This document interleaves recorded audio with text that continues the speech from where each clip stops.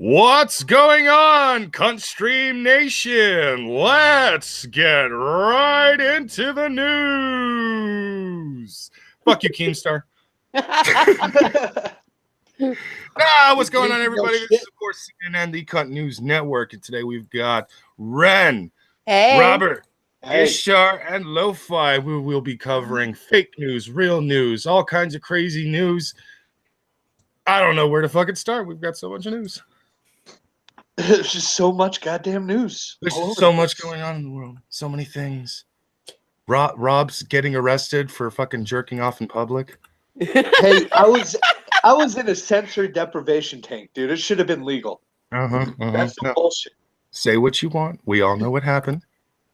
Ren has officially lost her mind. Her son won't stop fucking growing, and he's getting to that point where they're looking eye to eye with each other, and somebody's gonna challenge. Not yet. I have to at least when he's 13. When he's 13, then probably eye to eye. But by the time he's 13 in old cultures, that's when he is officially considered a man, and he could challenge your husband for the right to be the leader of that household. He can try. I don't know. I mean, I'm thinking you combined with Igor in your actual gene pool might create a better, more berserker version of a barbarian. Yes, who knows? That's true. But mommy can still take away the cord to make his Xbox work. Oh, you evil bitch. You hold all the cards. I hold all the cards. I can take away the Xbox. All right, fair enough. The court's in you. The ball's in your court, mother. Yes.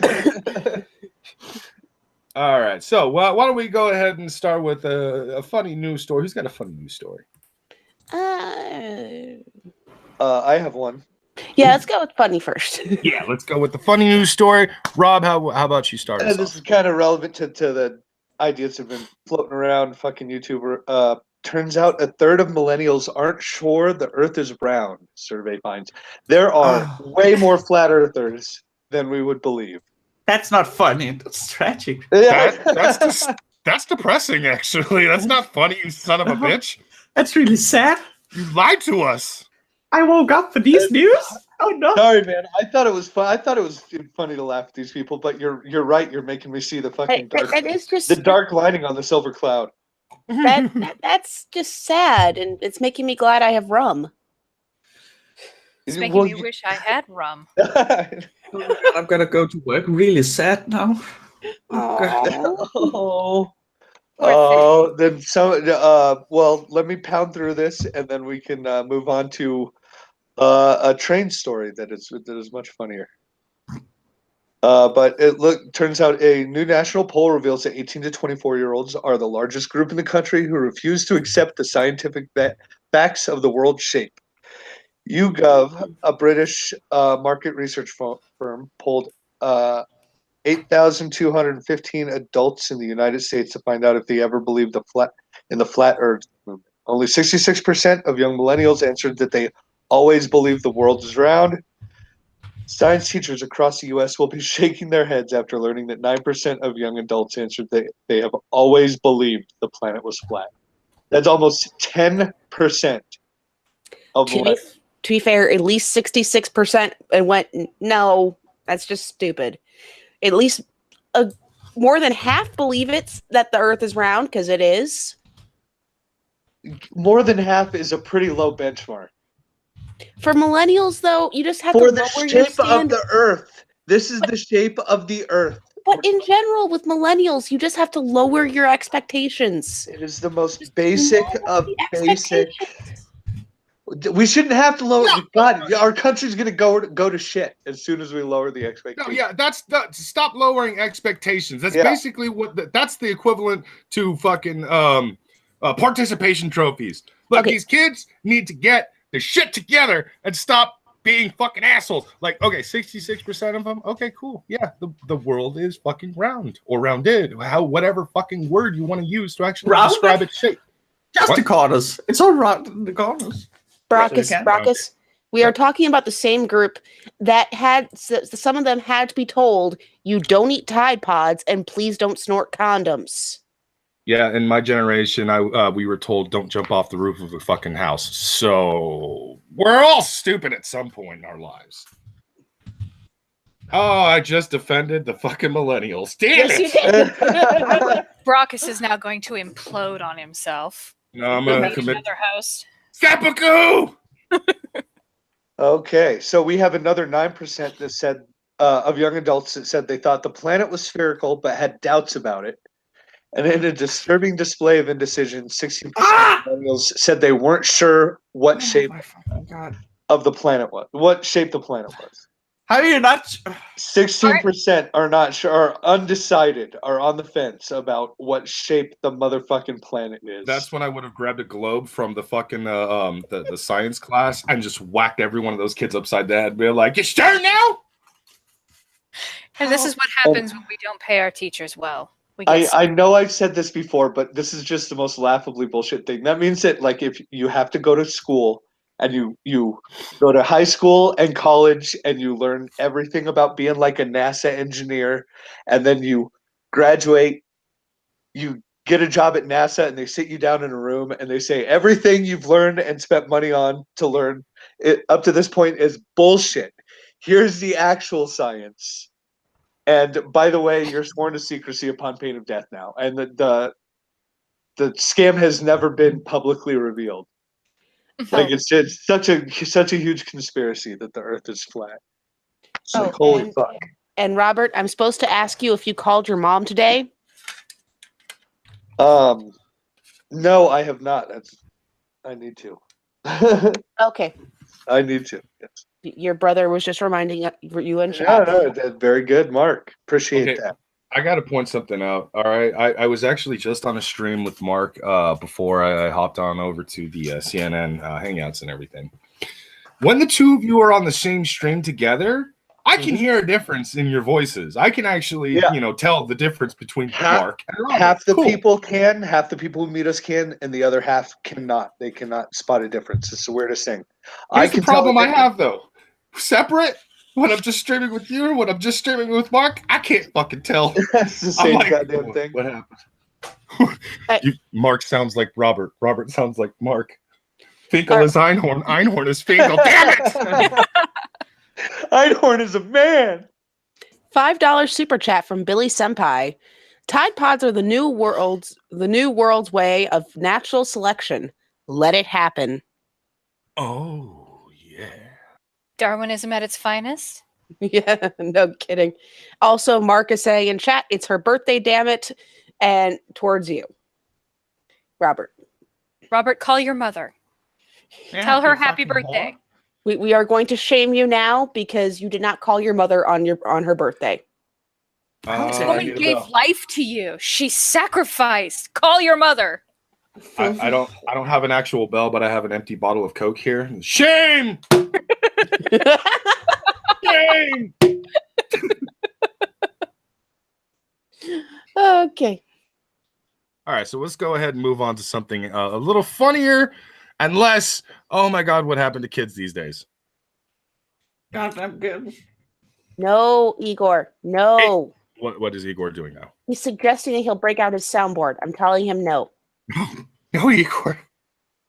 Bad Igor. Oh, God. A train filled with human feces has sat for months in an Alabama town, and summer is coming. Oh, God. Oh, God. Mm-hmm. Yes. Oh, wow. The stink. I'm going to do the joke they couldn't do last night because apparently they all suck with it. Chocolate rain. Ew. No, yeah, this is actually a story that they covered last night on Help for the Guildless for what was it, Caffeinated or Die?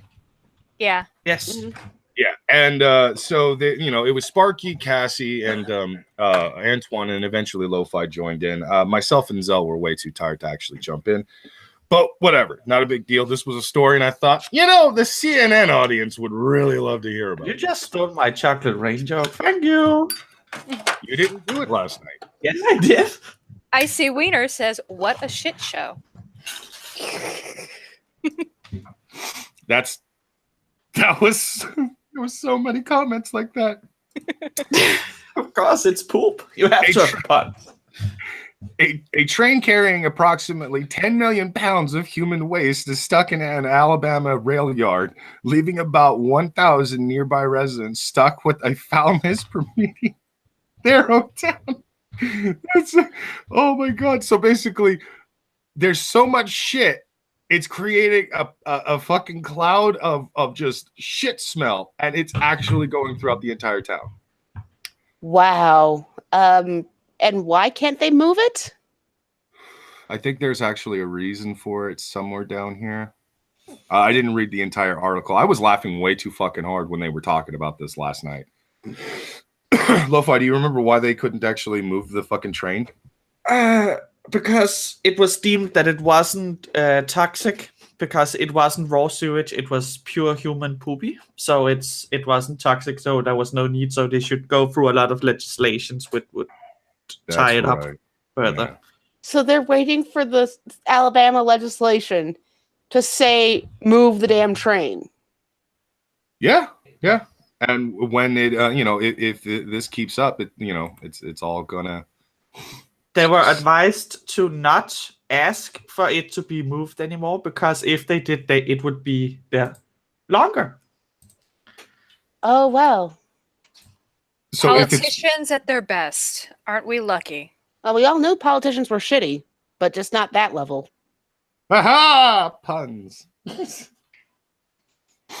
Oh man, it just keeps getting worse and worse because they just keep going into the bullshit legislation and specifics behind it, such as waste management facilities in New York and New Jersey shipped loads of waste to Big Sky Environment, a landfill in Adamsville, Alabama, which is 24 miles southeast of the town. They can't move it 24 miles to a landfill. They don't want to. That's the problem. Why don't they want to? If it's supposed to go to the landfill, and the landfill's only 24 miles away. Because they found out they could not do that and save the gas money. And just, it could be, that's fine. Do they realize they're going to make that town's property values tank? What is it? Some of the houses are like 50 meters away from the fucking poop. Yeah.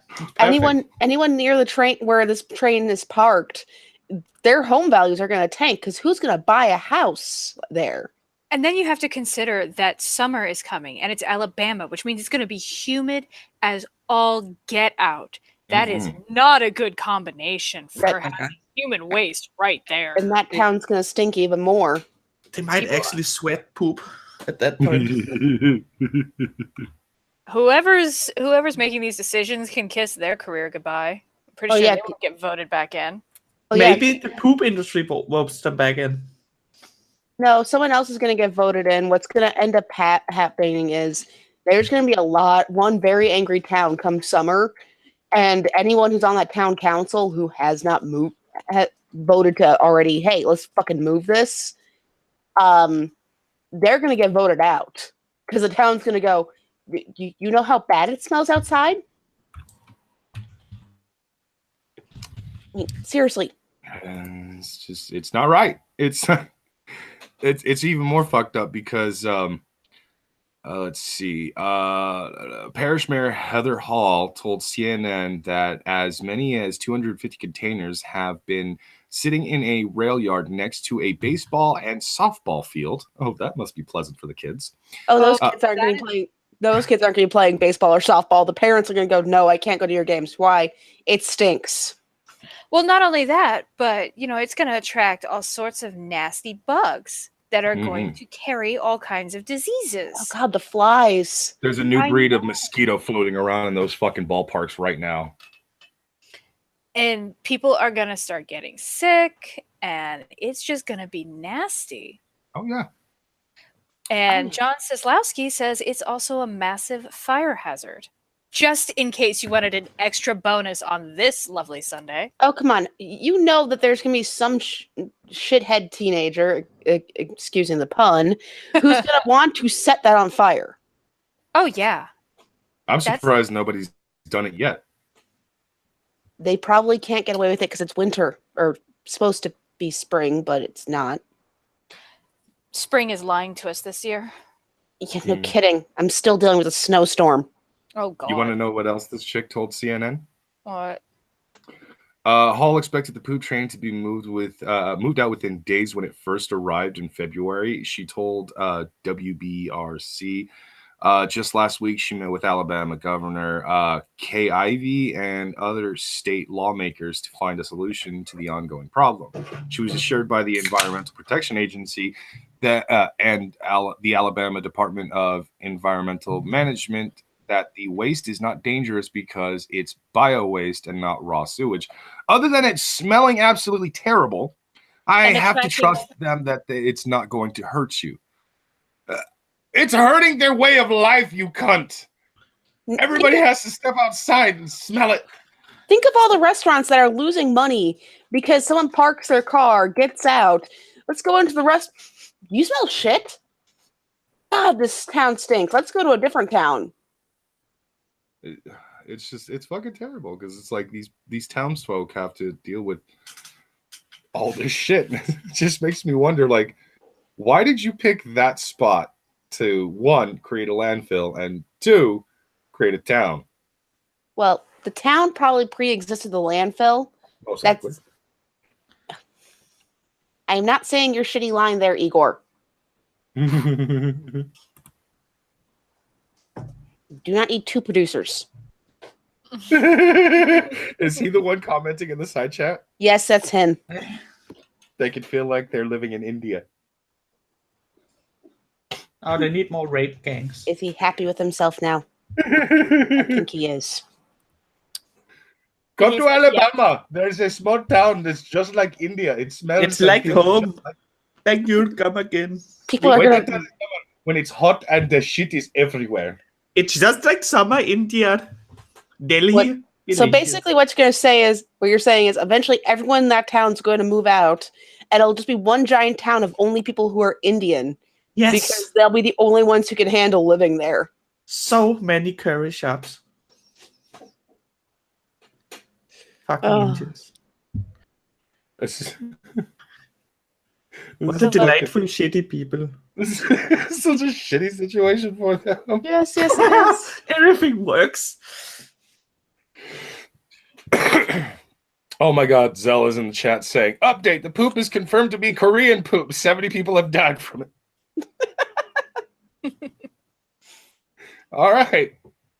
I don't know how Korea got their shit fucking mounts over to Alabama, but good for them figuring that out. Got their shit together and stashed it in Alabama.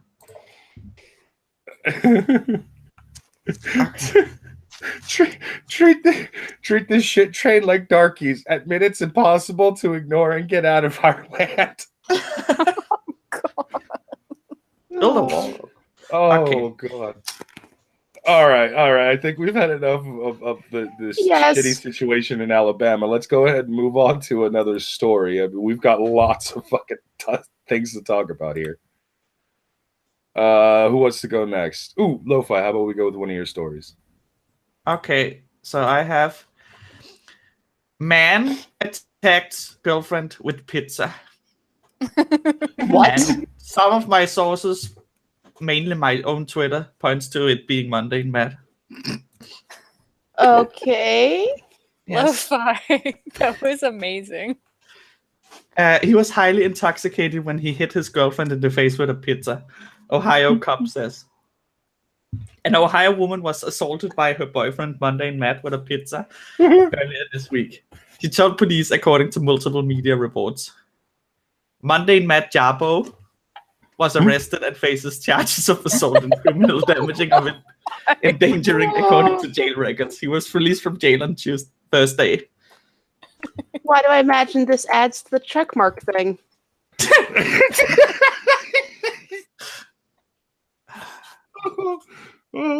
He might get his check mark now. Twitter's looking at it like, this dude really fucking hit his girlfriend with a pizza? All right, get him a check mark. He needs it. He's clearly trying to get that shit. Right, so it's assault now that she got hit in the face with a piece of pizza. Yeah, we can continue what it was. The victim, who was not named, says she was hit in the face with a pizza and suffered minor injuries. frozen pizza, maybe. Unless it was a really hot pizza and there could be some minor burns. Oh, yeah, let's DM Mundane Matt and ask what he hit her with and what flavor it was. Oh. The incident took place Tuesday night in wherever Monday Matt lives. Police told media outlets they received a call to a home about a domestic dispute in progress and arrived to find tires in the road and the sound of someone screaming. Sounds like a horror story with pizza. Officers followed the noise and encountered a man who was highly intoxicated and slammed the door in their face. Monday Matt was screaming and belligerent, and his mood swung from crying to laughing hysterical, the newspaper reported. The victim told police that Evans attacked her while the two were riding home in the car.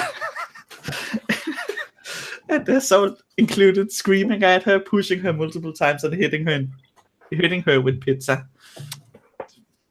It's fucking maniac. That is definitely that's a different kind of assault. Igor's saying ban assault pizzas.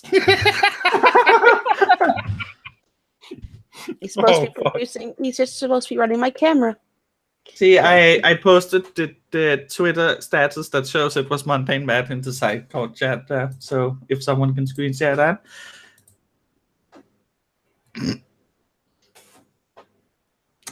What? No, Zell. This is the story that they were talking about on the stream last night. Just Lo-Fi got creative. Should I share the Twitter? Yeah, go for it. Yeah, okay. Everybody needs to check that out. Okay, let me read. So. We read the chat, Jean-Pierre. We read the chat. We see you. So, of all the things that you could actually like throw at somebody, I never thought that somebody would actually legit throw pizza. Like, of course, everybody's seen waste a perfectly good pizza like that. Oh, you go ahead and ask Bryan Cranston that when it came to that episode of Breaking Bad. All right, I was very upset because that son of a bitch wasted an entire pizza. That's all right. This isn't showing up for me when I click the link, dude. I just screen share it. Oh no, it doesn't. Killer Groove says assault with a deadly pepperoni.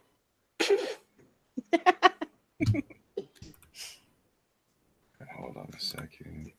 I shared it now as well. So I might have not to poop on anyone, but I might have changed the source code on the article to be Mundane Matt.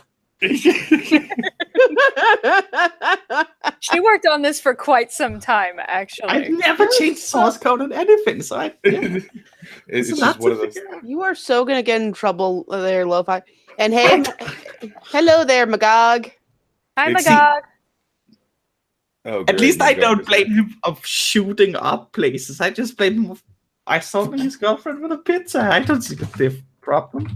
Yeah, you know what? How do we know that Mundane Matt has never actually thrown a pizza at his baby mama? How do we know that's not an actual thing? Yeah, honestly.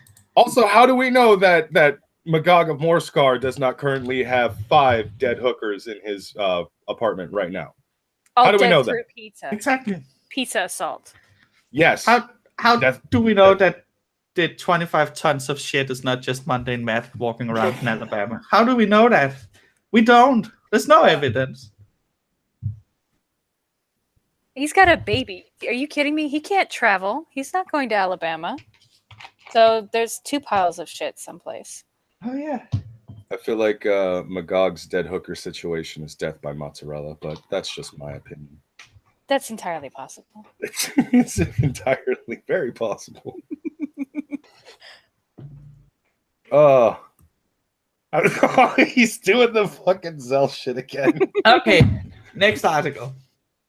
Oh my god, Rob, what do you got for us on articles? Oh wait, no, actually, Ishtar, do you have anything?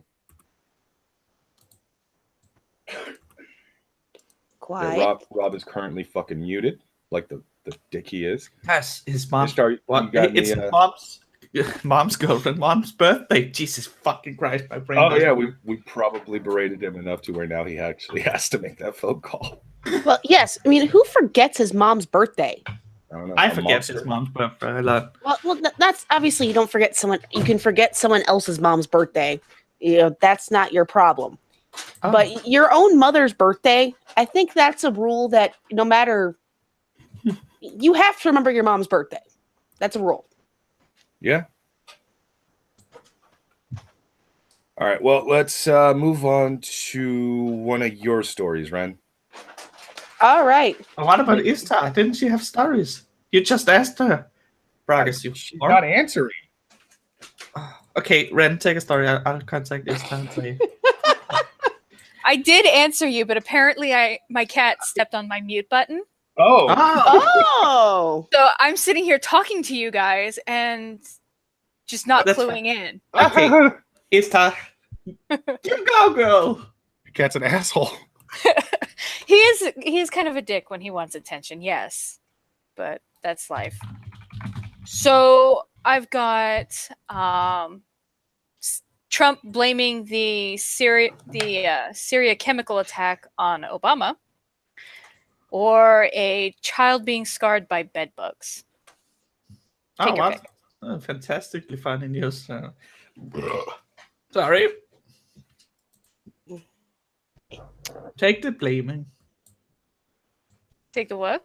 The blaming? Yeah. Okay. So, hold on. Let me get my page back up because I just lost it. Because I'm an idiot like that. The Pentagon denied it was conducting airstrikes in Syria in retaliation for an alleged chemical attack on civilians, despite reports from Syrian media. Syria's state-run news agency said the military's air defenses confronted a missile attack on an air base in central Syria early on Monday and shot down 8 missiles. The report on Sana says that the attack on the T4 military air base in Homs province is likely to be an American aggression. President Trump lashed out Sunday against the alleged chemical weapons attack by Syrian government forces on civilians, ripping that animal Assad and laying blame for the Syrian president's power on Russia, Iran, and even former President Barack Obama. Trump's tweet storm came hours after the White Helmets, a civil defense force in rebel-held areas of Syria, claimed that entire families were gassed to death Saturday night in Douma and eastern Ghouta. I'm pretty sure I'm not pronouncing that correctly. The group, which put the death toll at more than 40, said many residents were hiding in cellars, suffocating from poison gas. On Twitter on Sunday, Trump demanded that the area be opened up for medical help and verification of a chemical attack, which would constitute a war crime. He called the attack another humanitarian disaster for no reason whatsoever. Sick. Trump blamed Russian President Vladimir Putin and Iran for providing support to Assad. Trump also appeared to blame Obama for allowing Assad to cross his predecessor's stated red line in the sand. If Obama had acted years ago, Trump said, the Syrian crisis would have ended long ago and Assad would have passed into history. Fair enough. And according to second producer at this point, the AP has released information that it was not the U.S. military who launched the missiles. So it's the U.S. actually did not do it. Well, that's good to know that this time we're not the ones causing the problem. Yeah, we are not the problem. Someone else is. So when you said AP, for some reason I thought AP the Frog, and now I realize I watched way too much YouTube. Yeah, not AP the Frog. Well then, this is another fucked up situation apparently. Yes. Why so much fucked up things happening right now? Because it gets more ratings for the news to tell us about all the horrible things instead of balancing it out with good and bad. Would you really watch the news if it was all, and we did this nice thing and they did this nice thing, and if that was all the news, we wouldn't watch it. We want to see the fucked up news. Makes us feel better about our own lives. True. Although I have another theory. Magog actually has found a way into our world, and instead of conquering us, he's decided to fuck with us this whole time. How about you, you necromantic son of a bitch? You got to be a little more subtle, Magog. Tad more subtle. We know what you're up Just to. smidgens. All right. So, what else did we learn about that story? It was just that it was not the U.S. military? It was not the U.S. military that launched the missiles. That is what the Associated Press has released. They might have sold them to the people who were launching it, but they didn't launch it. Well, at this point, it's kind of hard to tell who sold what, because everyone kind of sells across the board to a bunch of people. You may sell to one person, but they're going to sell to 5 other people. It's hard to track at this point. Yeah, it's okay. Us business. Towards the end of the article, it says Senator John McCain said in a statement on Sunday that Assad and his Russian and Iranian supporters have been emboldened by American inaction. President Trump last week signaled to the world that the United States would prematurely withdraw from Syria. Bashar Assad and his Russian and Iranian backers have heard him. This is a really shitty way of saying we don't like the fact that you're going home. I mean, just order some more beer and pizza. They'll stay. Well, to be fair, Syria kind of is a shit show, so maybe the pulling back and going, you know what? You can deal with your own stuff. We have an economy to fix, so bye. Yeah.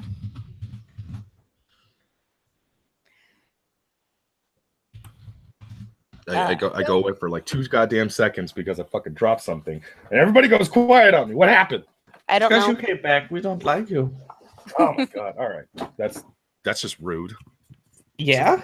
That's just mean. You guys are mean to me. Oh, poor Brockus. Oh, Don't give him poor Brockus. Brockus. He'll think he's worth anything. That's not good. Ow, Lo-Fi.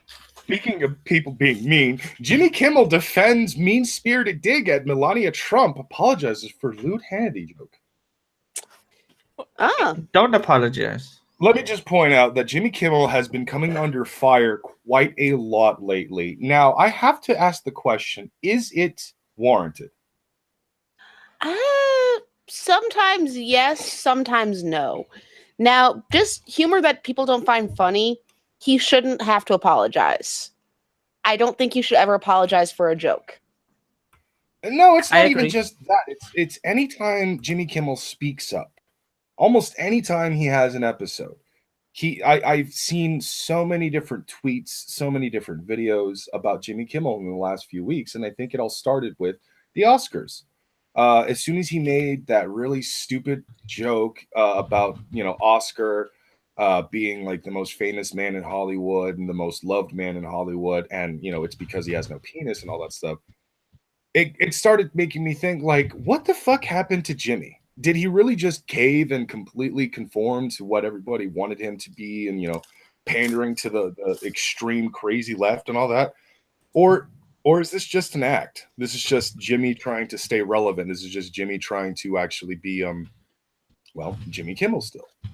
I suppose it depends on how much credit you want to give Jimmy Kimmel. If you're a huge fan, probably the best thought to keep in mind is that he's just trying to maintain his paycheck. Yeah. All right. Well, let's continue on with this story of Jimmy Kimmel basically getting raked over the coals. After a heated back and forth between Jimmy Kimmel and Sean Hannity, the late night host released a statement Sunday apologizing for a lewd shot at Hannity seen as mocking the gay community. But Kimmel was unapologetic about his controversial on-air jokes at First Lady Melania Trump's expense. Kimmel's message called for an end to the ongoing feud, which started after he delivered jokes making fun of the First Lady's accent. I will take Sean Hannity at his word that he was genuinely offended by what I believed and still believe to be a harmless and silly aside reference, referencing our First Lady and her accent Mrs. Trump almost certainly has enough to worry about without being used as a prop to increase TV ratings. Yeah, I could kind of agree with that. I do think that if you don't like the president, and fine, there have been plenty of presidents a bunch of us did not like. Yeah. I do think the family should be left out. Like the kids and the wife, maybe you should lay off the jokes. Just leave the kids and the wife separate. Just go after the husband. With Donald Trump, there is plenty to make fun of. You don't need to bring in the family into it. Every single day, that man puts up a great big sign basically screaming, "Hey, pay attention to me and laugh at me." Yeah. That dude put his own kick me sign on his back. That's pretty much what we're all saying. To be fair, if we had found that video on anybody else reading to kids in that accent, like we would have been fucking all over laughing at that shit.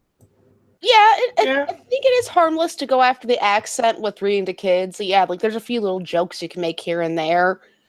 I still stand by, go by old school politics. Leave the family out of it. Just attack the person. Hell, Trump's Twitter gives enough fodder that you never have to worry about it. That just says more about the people attacking the family, like how fucking boring people they are. Yeah. When they give that much ammo and you decide to look somewhere else for the ammo, that's boring. Yeah, that's boring. Well, yeah, because Hannity is right. The reason that they're sticking it to her is to, make the Trumps look bad, because Jimmy Kimmel hates fucking Donald. And that's fair. Like, you can hate the man all you want, but here's the thing. He insulted Sean Hannity with a silly little joke, and actually, Sean said that I'm offended by that, and he said, I'm going to take you at your word and say, yeah, I did offend you, even though I still think it's just a silly joke. I apologize about that. But fuck that foreign bitch and her goddamn orange husband. And it's just like, are you fucking kidding, dude? Like, really? Brockus, we are in the same age where the vice president's daughter puts out a book that talks about what rabbit does. Just a book about a rabbit. And all the proceeds go to charities that help against sex trafficking. And a comedian on an HBO show puts out another book making said rabbit gay and donating to LGBT charities, and is proud that his book overtook the other one. Oh, okay. Yeah, because that actually, wow. That's just petty. That isn't just petty. That's fucking ridiculous as fuck. That's, that's extremely petty. But just because you don't like a person's father, just because you don't like a person's politics, does not mean you should shit all over a good thing that they're actually trying to do for kids or people in general, and then try to say, oh, well, see, I'm the better person because I'm doing this specifically for one specific group, not an entire massive number of fucking, kids out there, an endless possibility of kids who have basically gone through some fucking horrors. No. Let's go ahead and give it to little Susie because she decided that she was going to come out as non-binary. Yeah. And the fucked up thing is, if you think about it, a sex trafficking charity would also help the gay teens, because some of the highest populations of teens who are on the street are LGBT. So her book was kind of already helping that group, just helping a wide encompassing group. Yeah, I think little gay boys are in high demand for perverts. Isn't it like I can't remember the fucking numbers, but it is an astonishing high number on when it comes to kid prostitution and stuff. A lot of those kids are actually, they find later on that these kids are almost consistently doing essentially gay sex acts, or they are themselves a gay child. Even though I would argue, certain kids aren't going to know what gay and straight really is, honestly. But I'm saying specifically, the kids that have hit puberty and they have an obvious certain attraction towards certain things. Yeah. But, it's just, it's shit like this that really makes me fucking, want to punch people in the face. I know that, you know, years ago we were talking about like don't just punch people in the face and stuff. Yeah, here's the difference. I'm talking about it, even though I know I'm not going to just flat out do it. Well, there's difference. Yeah, there's difference. You won't do it. You just say you want to. I would like to. Some of them will. Yeah, I would like to actually be able to walk up to somebody who's just been pissing me the fuck off, like Jimmy Kimmel, for example. And I would like to actually punch Jimmy Kimmel in the fucking face. Mm-hmm. I'm not going to punch Jimmy Kimmel in the face, even if he's standing there telling me, go ahead and punch me in the fucking face. Even if he's been pissing me off for the last hour, 2 hours, whatever fucking amount of time it's been, it doesn't really matter. I'm still not going to fucking punch him in the face because it's really not going to do anything. It's just one of those things where it's like, I'm saying it because it's something that popped up in my head. Like, God damn it, Jimmy, you just make me want to punch you in the face. But it's the same thing as if I was to say, Jimmy Kimmel makes me want to punch babies in the face. Does that mean I'm going to go fucking punch a baby in the face? Maybe. Nope. I don't know. You don't know my life. You don't need to know that. Marcus, would you like to hear a story that might uplift you a little bit? Yeah, because Jimmy Kimmel actually does really piss me the fuck off. And to answer my own question earlier, it's warranted.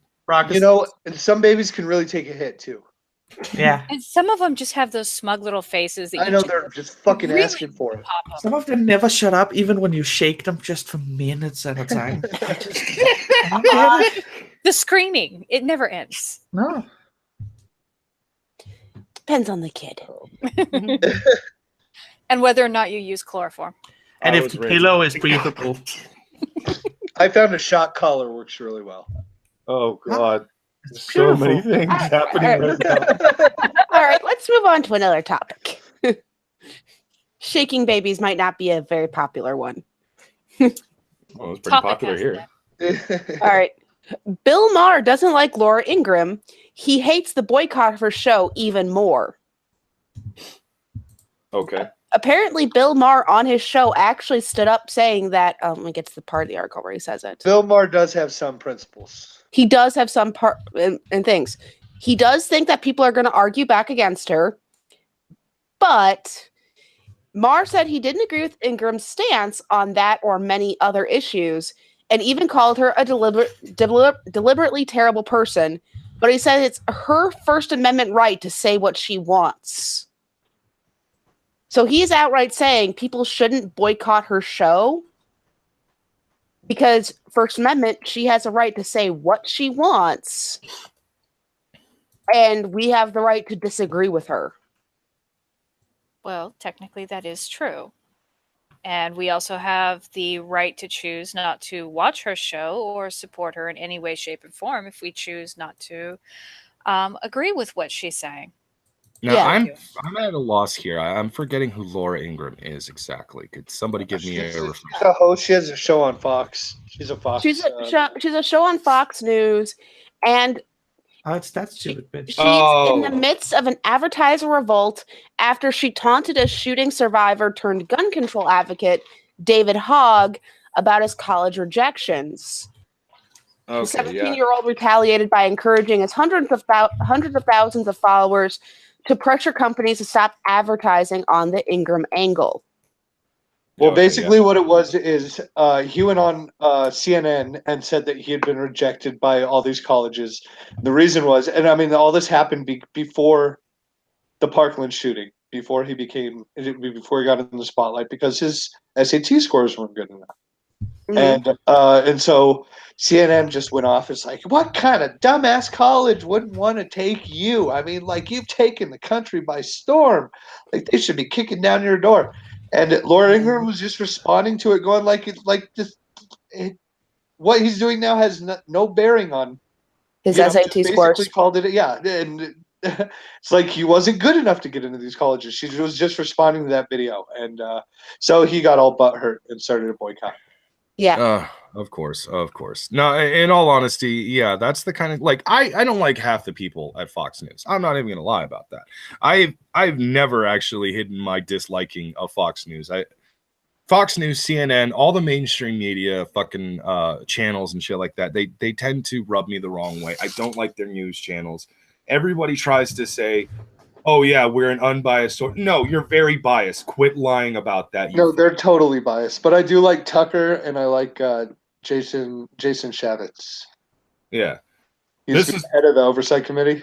The Cunt News Network, the most trusted name in news, and we're totally unbiased. Yeah. We are, because we're sitting here laughing and mocking half of them, and the other half, we're just shaking our heads, wondering where the world suddenly stopped thinking.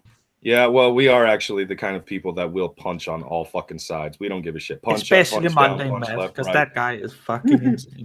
He just Monday Matt needs to get his shit together. He needs to stop acting the way he has been. Stop doing all these criminal acts, Monday Matt. Get out of Alabama. No. Stop the shootings. Somebody stop this monster. You need to move those trains, you son of a bitch. Yeah. Why did you fire those missiles in Syria? And the article actually goes further. Bill Maher even defended Ann Coulter, saying that I know we don't like Ann Coulter's views. I like her as a person. I've never agreed with one thing she's ever said. Berkeley, used to be the cradle of free speech. Now it's just a cradle for babies. And he referenced his own similar situation with Berkeley, where people actually petitioned for Bill Maher to not speak there. So Bill Maher was alt-right. Is Bill Maher alt-right now? No, he's still leftist. Well, I know. It's just he's one of the few that, he might get labeled alt-right at some point, but he's one of the few that at least still keeps the whole actual stance of principles going. Free speech is free speech. You have a right to boycott if you want to, but you can't take away someone's right to say what they want. It's because you disagree with them. Monday Matt is the origami killer. Bitch for doing that shit. No. No, I'm not saying, stop saying these things. I'm just saying, why don't we take it a step further and just, Monday Matt caused Pompeii to be melted by the volcano. Monday Matt killed the dinosaurs with his fat body. Monday Matt. You know who's going to go after the stream now, right? I don't give a shit. That's just going to show how fucking petty he is, because we're making obvious jokes and he's taking offense to them. They never found Jack the Ripper. They never. Isn't the real story? Isn't the real story, Brockus? You don't give a shit because it's not your channel. No, that's not the real story. I do give a shit. I would feel bad if fucking somebody got so goddamn up their own ass about all these obvious jokes and fucking decided to flag the shit out of the country. I would feel fucking terrible, because I would feel bad for fucking Schmeckle, because it's like, no, yeah, I fucking did that to you, bro. I'm sorry about that. I'll try to make it up to you in some way, shape, or form. But that would probably piss Schmeckle off more, that somebody got so fucking offended by obvious jokes that they had to flag the fucking country, because it's like, oh, how dare they spread stories about how Mundane Matt was a serial rapist in 25 BC. At this point, if anybody actually takes anything we say about Mundane Matt seriously, then they really need to reconsider what Kool-Aid they've been drinking. Yeah, part of me wants to bring Magog in here so he can start making bullshit stories about Mundane Matt. Because those two are actually fucking friends, and I'm sure Magog would actually start doing that too.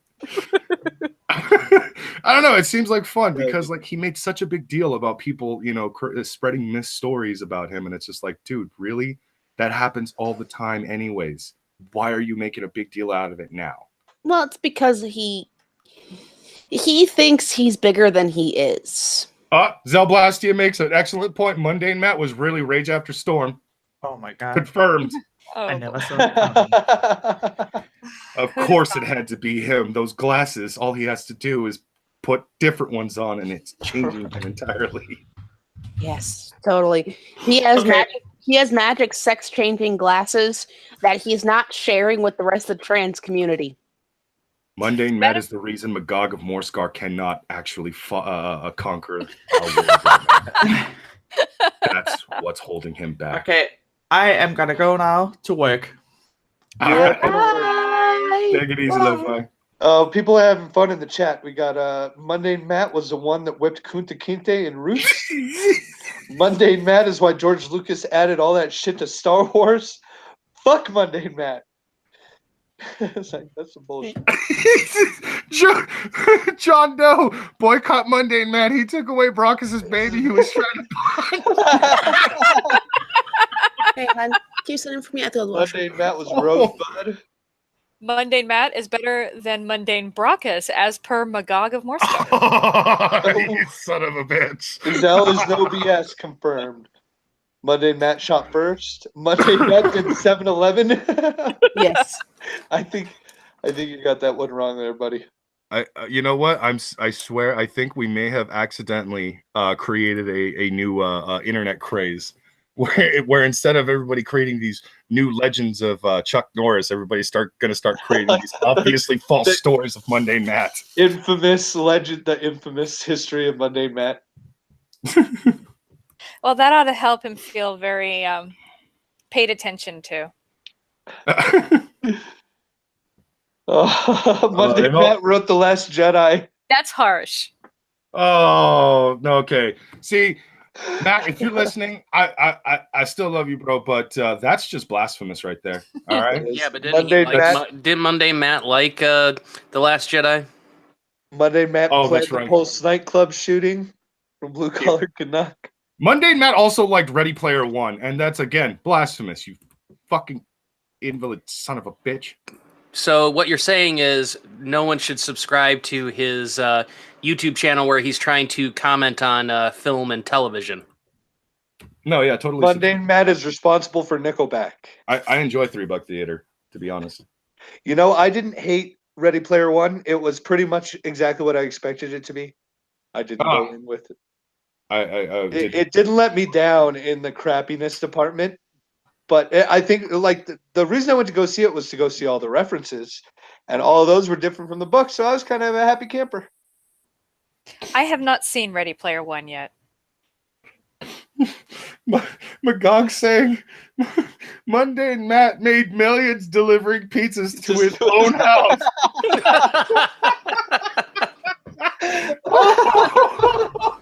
I don't know what to make of that. I'm back. Welcome back. Mundane Matt got Firefly canceled. Well, that's right there is a lynchable offense.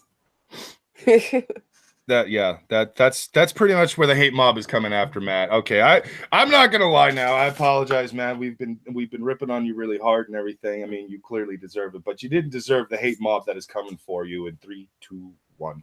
And Matt's dead. Are we gonna cover any more other news stories? Yeah, actually, we were waiting for you to come back. Making more Mundane Matt jokes. Anybody else have any news stories?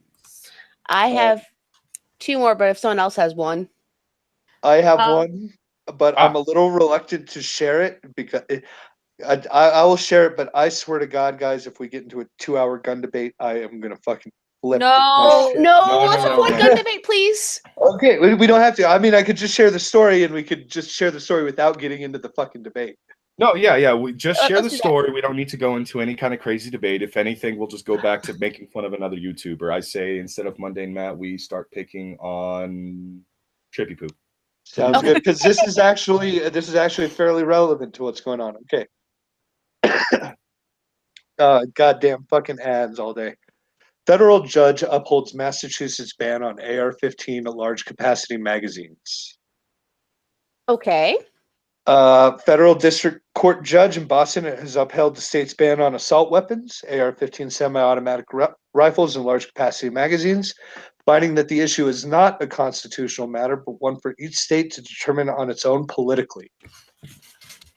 Okay, so it went states' rights. That's fair enough with this country. It usually goes states' rights. Mm-hmm. Let's see. The AR-15 and its analogs, along with large capacity magazines, are simply not weapons within the original meaning of the individual constitutional right to bear arms. Holy fuck! Neither is a Magnum or a fucking or a Ruger. Sorry. Gun debate, no. I'm just we know what happened. We know what happened last time. Yes, we do. Young was ruling for the state and upholding Massachusetts Attorney General Maura Healey's decision in 2016 to broaden the definition of copies or duplicates of AR-15s and other semi-automatic rifles that are banned under a 1998 state law covering assault weapons. Healy's decision, which was challenged by a gun rights group, came in the wake of the June 2016 shooting at the Pulse nightclub in Orlando, where 49 people were killed by gunmen armed with semi-automatic rifle and semi-automatic pistol. And I heard that Mundane Matt may have had a hand in planning that operation. I'm just saying, just the rumors. I thought the Trippy Poop was the new person. Dude, no, actually, I gotta say, like, it was the first name that popped in my head. Dude, they are still doing the Mundane Mattisms, and I swear, the ones that Magog keeps coming up with are fucking hilarious. They're not harsh in any way, shape, or form, but they're just, you think it's gonna go one way, and then it doesn't go that way at all. It's so fucking the latest one. Mundane Matt was once bitten by a king cobra. After 3 agonizing days, the cobra judged Ghostbusters 2016 harshly. What the fuck? This is why I fucking love Magog. He will take a joke, set it up, and the direction you think it's gonna go is never where it goes. It always goes somewhere the fuck else. Like, knock, knock, who's there? I just shit in your bed. I just shit in your bed. Who? Who the fuck are you? That's what he fucking does every goddamn time. It's just. By the way, guys, have you turned off that pesky ad block? Oh yeah, turn off those ad blocks. Turn off those ad blocks, people. Yeah. We embrace the ads. No, Trippy Poop, I'm not going to make fun of your diabetes. I will. Fuck, dude. You got diabetes? Got diabetes? You got the diabetes. You just got the diabetes. Does your cat have diabetes? This cat's got diabetes. Does Wilford Brimley deliver your insulin to your doorstep? It's entirely too loud in here. Mm-hmm. XGC Scrappy says, "Don't piss off Matt." I don't give a fuck. Mundane Matt has a third hidden fist under his neck. Does Mundane Matt even know who we are? It unfortunately only punches Matt. Yeah, to Mundane Matt, I'm probably a fucking literal nobody, so, like, I give a shit. Yeah, we've been trying to get him, like, I talked to him, but, and we've been trying to get him on the show, but he never is available on Wednesdays. He's never available any days. He ends up going on a lot of other streams. Mundane Matt doesn't wear sunblock, he wears ad block. Oh, these are gold. Oh my god. Somebody screen cap all of these so we can fucking just send them somewhere. Oh, don't worry. The new thing with the live streams now is when people watch them later, there's a replay of chat that's separate. Oh my god, that's great. Oh yeah, it makes it so much easier to catch up. By the way, it is actually really, really unnerving when a stream's been over for like 4 hours and you click on it and it's not live, but you see chat going and you're like, oh, it's over. Why is chat still there? It's the haunted live stream. It's haunted. Very loyal fans. Oh yeah, it's the haunted YouTube. Matt put ghosts in YouTube.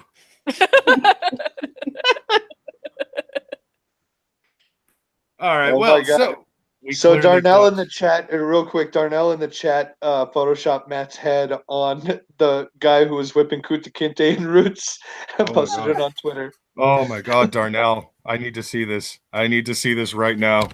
Talk amongst yourselves. He threw the link in the chat. In the chat there. That's fucking killer. Well, we're talking amongst ourselves. Do we want to talk about other stuff that's going on in the YouTubes when it comes to drama? Oh, what drama has been happening? That would be the Channel Awesome drama. Oh, yes. Let's. It's been covered for the majority of this past week, but in all honesty, from what I understand, there have been a few new things leaking out, I believe. I am unfamiliar with the history of this drama, so could you fill me in? Perfect. The Daily Dot article I have will fill you in on everything. How convenient. Yes, very convenient. Former contributors and producers of YouTube's Channel Awesome have alleged misconduct and ineptitude against its management, including CEO Mike Mashad, talent Doug Walker, nostalgia critic, and that guy with glasses, and his brother Rob Walker. On Monday, an extensive Google Doc was published on Twitter that contains more than 20 accounts from former contributors, with accusations ranging from poor communication and management skills to verbal abuse and bullying to sexual misconduct and harassment. The document also includes anonymous accounts of misconduct against a former producer who is not named, and a document of fan interactions was published as well. That I couldn't find that one. I have to find that one at some point.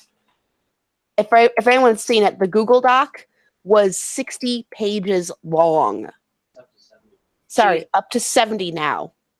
Yeah, the guy who does the Down the Rabbit Hole videos had like a 5-hour live stream, went through the entire fucking thing. Yeah. And it was talking about Social Injustice Warrior?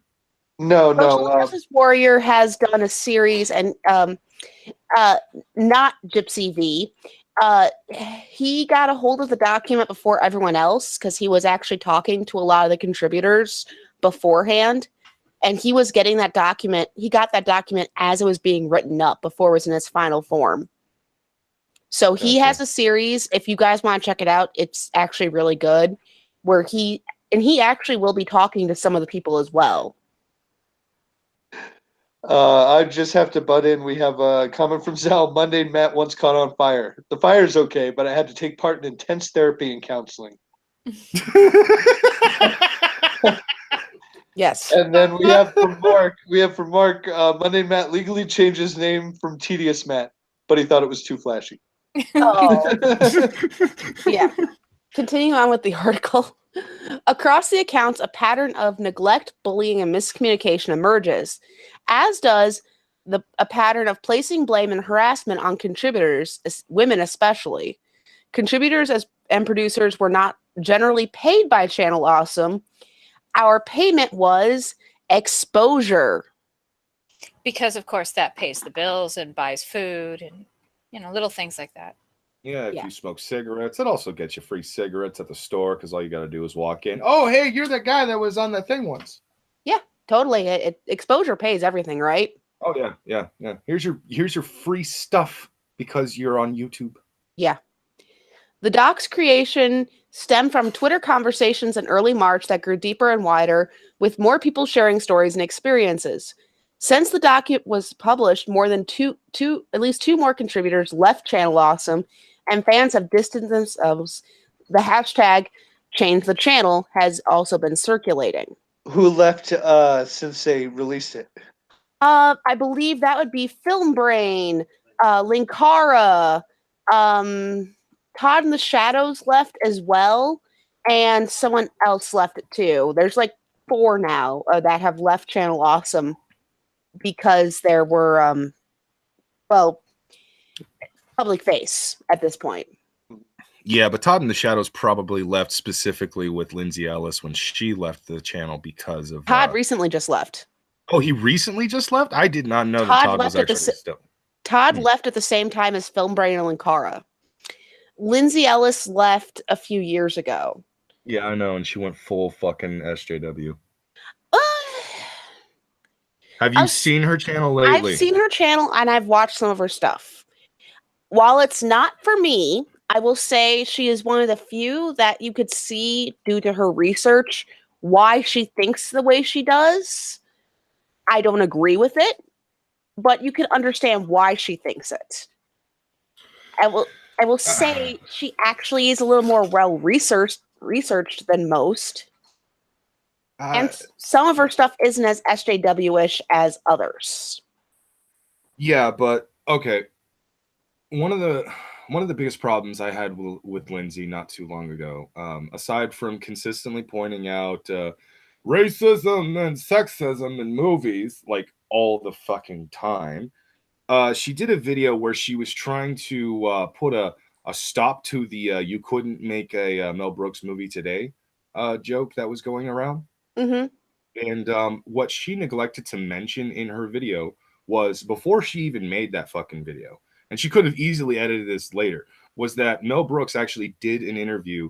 I can't remember with what news source, but in that interview, he specifically said he would not be allowed to make a single one of his movies that he's made in the past in today's political climate, with today's social climate. Like, he specifically talked about Blazing Saddles. Of all of his movies, that's the one that would have got him in the most trouble. If he had tried to make that now, he would probably be in a massive shitstorm. And so Lindsay's sitting there trying to say, like, well, Mel Brooks had a reason for it, and he had a gripe, and it's because he was Jewish. And it's just like, are you fucking kidding me, Lindsay? Like, even Mel Brooks is saying, no, they're right. I would not be allowed to make a movie, even if I had that sort of, excuse going on. I still wouldn't be able to make the fucking movie. Yeah. No fucking way, man. They dropped the N-bomb with, like, the whole movie's centered around racism. Oh, yeah. It pokes fun at racism, but he knows that fucking none of, like, everybody would take it way too goddamn seriously. Nobody would get any of the jokes. None of the SJWs would get any of the jokes. And they would just have a fucking shitstorm. Yeah. Holy fuck, they would bury him. Instead of being considered a film icon, he would be a pariah and would be flipping burgers at McDonald's to make ends meet. He'd be worse than fucking Richard Spencer. I think, though, to be fair to her, she was trying to excuse it in her mind. Like, she enjoys it and is going, well, he is Jewish, so I guess it's okay. So, I mean, if, like I said, not all of her content's that way. If you look at, like, her review of Phantom of the Opera, there is absolutely no SJW shit really in there. It's just a breakdown of why the movie doesn't work. So there is some stuff that's there, and there's some stuff that's not. Oh, no, I'm not saying that she doesn't actually have any good videos out there. Trust me, I actually subbed to her shortly after I had subbed to Doug, because, like, when I had a friend of mine actually showed me a couple of Nostalgia Critic videos, and I really liked a lot of his videos that, he was talking about this or that. And so they were really interesting. And then when I found out Lindsay had her own channel, I actually subbed to that as well. And I watched some of her older stuff because I wanted to watch from the start of the channel to, like, the current of the channel, because they didn't update or upload a new video like every fucking day or anything. I had time. But the more I was watching Lindsay, the more I started to see the descent into that side of social politics. And I was realizing, like, Lindsay's basically an SJW now. I can understand why she might do that, and I can understand why she would stick to it. It's just, it's really hard to take her seriously when she came from a fucking channel and a series that she made herself several blue jokes or blue collar jokes, rapey jokes. She had a rape music video. She had a rape like rap video, didn't she? Not just that. Like, she also did stuff where she was essentially a stalker for Todd in the Shadows and stuff. And like, maybe she didn't write all of her jokes. Maybe it was somebody else writing all of her jokes and stuff like that. And that's fine. But, like, clearly she was a part of it. She wanted to still be a part of it. She could have walked away at any given time and tried to do her own thing. But no, she stayed with it. And she basically kept going through the motions to basically, get her name out there and become more famous. And it's just also, wasn't her brother part of the management, Mike Ellis? Oh, yeah. Like, he was head. So, like, I mean, he's his own brother's there too. I know, and he was like, the sexual harassment allegations against him are pretty fucking serious. So I didn't know that was Lindsay Ellis's brother. But they have. I'm assuming they're. Well, there's more.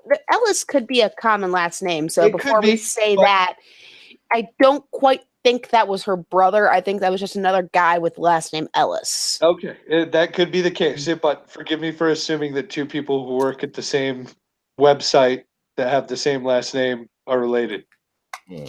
But yeah, if that's not the case, then that's not the case. But that would explain to me why she would stay at the website and deal with a lot more shit if, like, her brother was working there, if it was like a family thing, if it was. From the sounds of her section, and I skipped over a lot of her stuff. She stayed as long as she did because at first she was a massive fan of Nostalgia Critic. And so she kind of had the fangirl rosy sunglasses. And then she chose to leave when she did because they pigeonholed her as a character to cover the girly stuff that Nostalgia Critic wouldn't cover. Oh, so like the over-the-top fucking really, Yes. She got the pup pieces. The Disney shit. no, not the necessarily Disney stuff, but like the chick flick stuff and stuff like that. And it seemed like she wanted to, at a certain point, finally branch out and cover other things. And the only way she could do that was leave Nostalgia Chick behind and move on. Because this is a quote from her section. This is a quote for the article. The hope here is to clarify the narrative, Ella says. We aren't out to destroy them, but they have, until now, controlled the narrative. The goal here is simply to let it be known the level of unprofessionalism and unfair treatment at play. At very least, make it clear why we no longer wish to be associated, either professionally or in people's minds, with this company. So she doesn't hate that she worked there, and that seems to be a common thread amongst all the videos of people who used to work there. They're saying, we don't hate, we made friends, it was fun at some point. But all of them are saying that these are wide issues that have been there for a while, and they just want it known because they're sick of, basically Channel Awesome controlling the narrative versus them being able to say what happened. Yeah, and I can understand that. If I was working for a company that was consistently saying one thing in public eye and, trying to make it seem like they weren't being complete dog shit, fucking, people and stuff, and then behind the scenes you find out, no, that's actually just not true at all. It's very the opposite of that. You guys are terrible. I could understand that, they would send this information out and basically, give everybody the heads up, like this is actually not as awesome as it claims to be, and so on and so forth. I honestly, the problem I really have with Lindsay is honestly, I can't feel too bad for her, like, sort of disappearing or people not really wanting to watch her and stuff, because like I said, she made a lot of really ridiculous excuses in that Mel Brooks video of hers, and she could have easily, like, made a change later on after he had done that interview. And it's just one of those things where it's like, come on, really? You're gonna sit there and you do so much research, you give so much depth to this argument or that argument, and you're gonna pass this by? Why? To basically push your narrative? Nah, because I've seen a bunch of other videos of hers. I wouldn't say a bunch, but a few other videos, and I just did not like what I was watching because she was pushing way too much like shit. That it's the SJW tactic. She was basically trying to say, this is here because I say so. It's like, you're making a big deal out of nothing. You need to stop doing that. Yeah, I'm looking at a video of hers titled "Pocahontas was a mistake, and here's why," and I can just feel the cringe coming off the title. The video, I've watched that one. That one is, I'm not saying that she's not. At the same point, I'm not really I disagree with her. The video before that is "The Problem of Lady Robots: Feminist Theory, Part 1." Yeah. Here's the thing with a lot of and this is the thing. And the reason I'm not going, oh my God, she's shit, is some of her videos are good. But also there is now kind of a small trend where some people are going after people who were contributors on that site. And it's kind of unfair to them that what's going on with the Channel Awesome has almost brought a bit more, critique. Critique videos like what Brockus is doing. Critique what she says. At the same point, some people do need to remember, please don't attack the current contributors to the site or people who, in their minds, are still linked to the site because of what's going on. Oh, well, I, for instance, this is the first time I'm looking at her YouTube page. I only know about her now because of this whole drama. I'd never. I think I heard about her in Medicare's video or something like that, but yes. Before this. Dude, that video, more in that exposure is going to come with more trolls and more criticism. That's just what's going to happen. If you get caught in a drama storm, you're going to get caught in a fucking drama storm. It's Simple as that. Yeah. She didn't want to be caught in it. She shouldn't have contributed to the drama storm. Yeah. Truth be told, if there's anybody out there that actually likes Lindsay's stuff and they still sub to her and they watch her and stuff, I'm not saying unsub to Lindsay. I'm just saying I just don't like her stuff anymore. She hasn't been producing the kinds of videos that I was enjoying from the beginning. So I'm just, Lindsay's somebody I'm just, I don't really like that shit anymore. And with Doug Walker, even then, I refuse to watch most of his new stuff. If he's going to review a movie from like 5 years ago, yeah, I'll watch that. But if he's going to review a movie that came out last year or this year, nah, fuck you, Doug. I hate those goddamn videos. Lazy. His stuff's gotten lazy. If you look at the camera, look at the setting and the camera stuff for like what? Sibling rivalry, behind the scenes, and Nostalgia Critic, it's very lazy. Like, and this is my big issue with what came out with the document. They raised $90K in order to make a whole bunch of new shows. But then if you look at the quality of the shows, it's not there.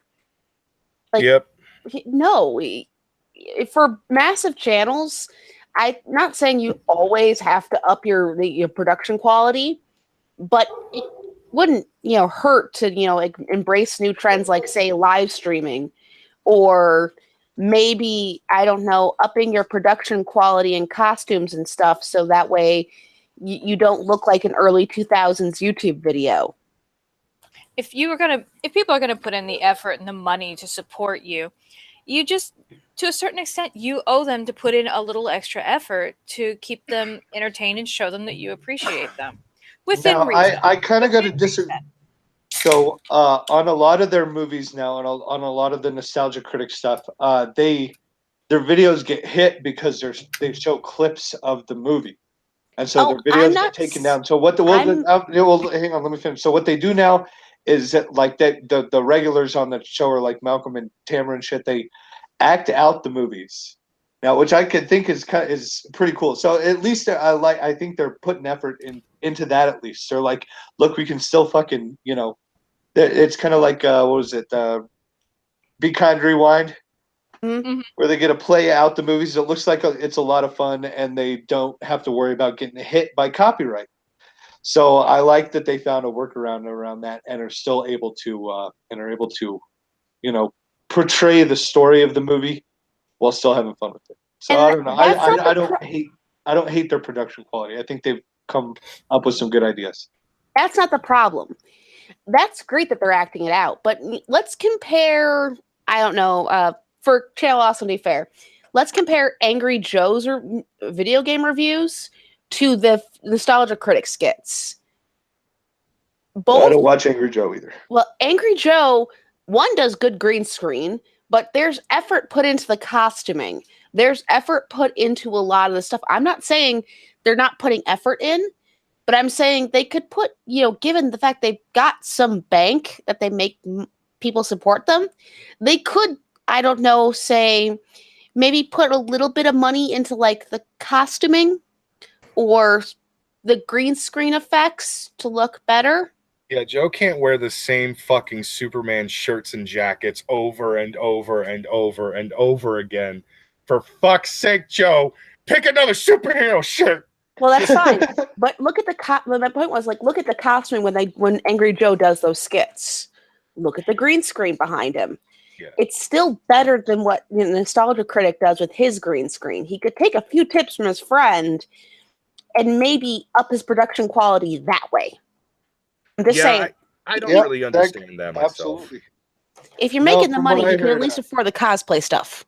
Yeah, Joe's a fucking idiot in many, many ways. He does produce interesting and somewhat entertaining content that I have actually enjoyed from time to time. I get a little sick when he fucking just keeps doing the death metal growl over and over again. I'm like, look, Joe, I understand you're angry, Joe, but can you bring it down a fucking couple notch? You need to control your inner demon. Get an exorcism. You don't need to do that all the time unless you're hinting at you're going to drop a black metal album pretty soon, in which case I will buy the shit out of it, bro. But still, and change your fucking...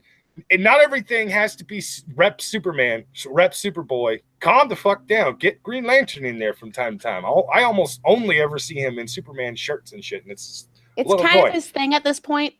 It is, but like, so Joe does actually produce really entertaining stuff, and like I do enjoy it from time to time, not always. And behind the scenes, Joe's a fucking idiot. Obviously, we've seen videos on this. Yeah. But it does bring up a very interesting question. How is it that nostalgia critic Doug Walker is not only the more popular one and has the bigger budget, clearly, and has many cameos and collabs that he does? He fucking had two people from fucking the Freakazoid show, one of their main voice in the brain, main writers and shit like that. They were fucking Two there. amazing shows. And then they also had two guys from Funimation who did Dragon Ball Super and Dragon Ball Z and all that shit. Quick thing. Angry Joe is 3 times more popular than the Nostalgia Critic. His channel has nearly 3 million subscribers to Nostalgia Critic's 1. Really?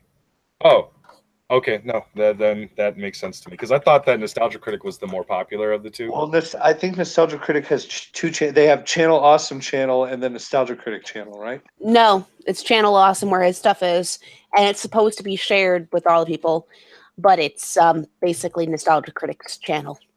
Yeah, the Channel Awesome channel only has 1 million subscribers. Yeah, it does. And Angry Joe, I'll give him one thing. At least you don't see political bent, because he does tend to go after gameplay and how the Lord forbid a game have microtransactions, then he damn near loses his shit. But I mean, he does tend to actually talk about the quality of the game more than he does like small things. Yeah, and I still highly disagree with him with what he said on about Dragon Age 2. There were certain things, certain jabs he decided to take with certain characters, and I'm like, you take that back, you son of a bitch. As shit as that game is, I still enjoy it. Dude, I loved Dragon Age 2, man. Yeah, Dragon Age 2 was fun. It's still bad. I'm not gonna lie about it. It's too small. Fun. It's bad. I hated the fucking background after a while. Like when you play it the first couple of times, it seems interesting to me. Like for me, it seemed interesting. And then after a while, it felt like the laziest fucking game developed in the history of lazy game developing. And Dragon Age 2 to me was Dragon Age 1.5, which was actually the lead up to Dragon Age 3. Yeah, Dragon Age 3 is the official sequel to Dragon Age Origins, and the reason why is because like they were taking way too long with Inquisition. Anyways, that's not exactly the point. Yeah. I do enjoy the game to certain, but I do know it's shit. I'm not gonna lie about it. It's shit. It is, but I still enjoy it. It's a guilty pleasure. Yes. And Zell does bring up a good point in chat. Even Angry Joe, way back, actually distanced himself away from Channel Awesome. So even he probably saw this shit coming and went, I'm not attached to you. Yeah, he quit a while ago. I remember that shit. Yeah. He quit after that guy with the glasses. After that site went down. No. He actually was still around even when they were actually Channel Awesome, or like building up Channel Awesome and everything like that. And the reason why I know this is because Angry Joe has shown up in 2 of Nostalgia Critics videos in the last couple of years. Oh, that's right. He was there for the Superman review. He was there for anytime they do a DCEU movie, he's there. That was just a crossover. He wasn't actually part of the channel. Oh, that's right. So he... Well, that's because he's friends with Doug.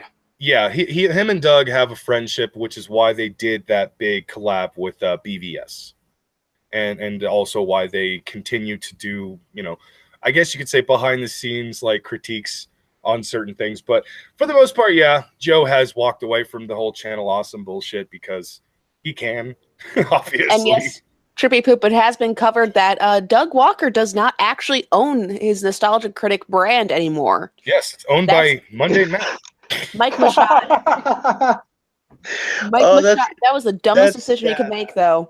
If you have a brand, why the fuck are you selling it off to someone else? He needed Coke money. Well, also, what gets me is he has a fucking studio. How many of us would kill to have a whole studio at our disposal to use for videos? Yeah. I don't think he actually owns that studio, though. He rents it in Chicago. It's near the not the Hard Rock Cafe, the Blues Cafe, the one themed after the Blues Brothers. But still, to have a studio and not utilize it is just stupid. Mark says in the chat, Mundane Matt is the channel awesome of people. Yeah. Oh. God, that's terrible. Yeah, but then he'd be getting thinner. I felt bad for him for that one. That actually stung even me. Yeah, Monday Matt's I get you right. slightly better than that. Yeah. He might be acting like a fucking asshat right now, but come on, people. It's not that bad. It's not channel awesome bad. Yeah. No, one of these days I've actually wanted to do this for a while now. I wanted to find the Nostalgia Critic studio where they actually film all their stuff, and in the middle of the night tape a note to the door, so when somebody reads it, it actually reads "Get rid of Tamara, bring back Lindsay." Which chick? Because there's the other chick who used to be there, who I don't know if she's still there or not. She hasn't the shown one it. who The one who played Tamara Satan's replaced. daughter. Oh yeah. I don't know who that is. She's Oh, kind of yeah. cute though. I'm not sure who she is either, but yeah, no, Tamara replaced even her as well. No, Tamara is the new chick. Well, she's not. No, actually they still new. have her. They did her for like they recently did Chipmunks movies reviews, and they had Oh, her. they had it there, yeah. Yeah, They aren't using her as much, and I think she's actually better than Tamara. she is. The only thing that pisses me off about Tamara is that Tamara's never seen thing. It's like there are movies that all of us have seen. How Yeah, the it's fuck total have you not bullshit. seen them?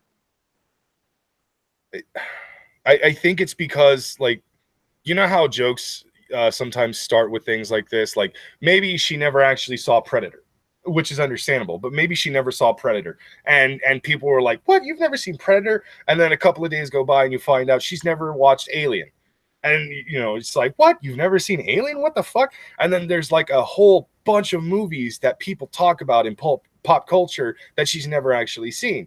We'll even argue like maybe there's 10 like very obvious popular movies that she probably didn't watch or didn't remember watching as a kid and stuff. So then she decided to do this thing where it's just like, well, what if we do Tamara's never seen kind of thing? But after the first 10 episodes, they were just like, all right, what else have you not watched? Oh no, that was it. Oh, okay. Well, let's just make shit up now. Yeah. Quick, improvise. You've never seen this movie. Like, okay, there are certain movies, yes, you could probably get shit for.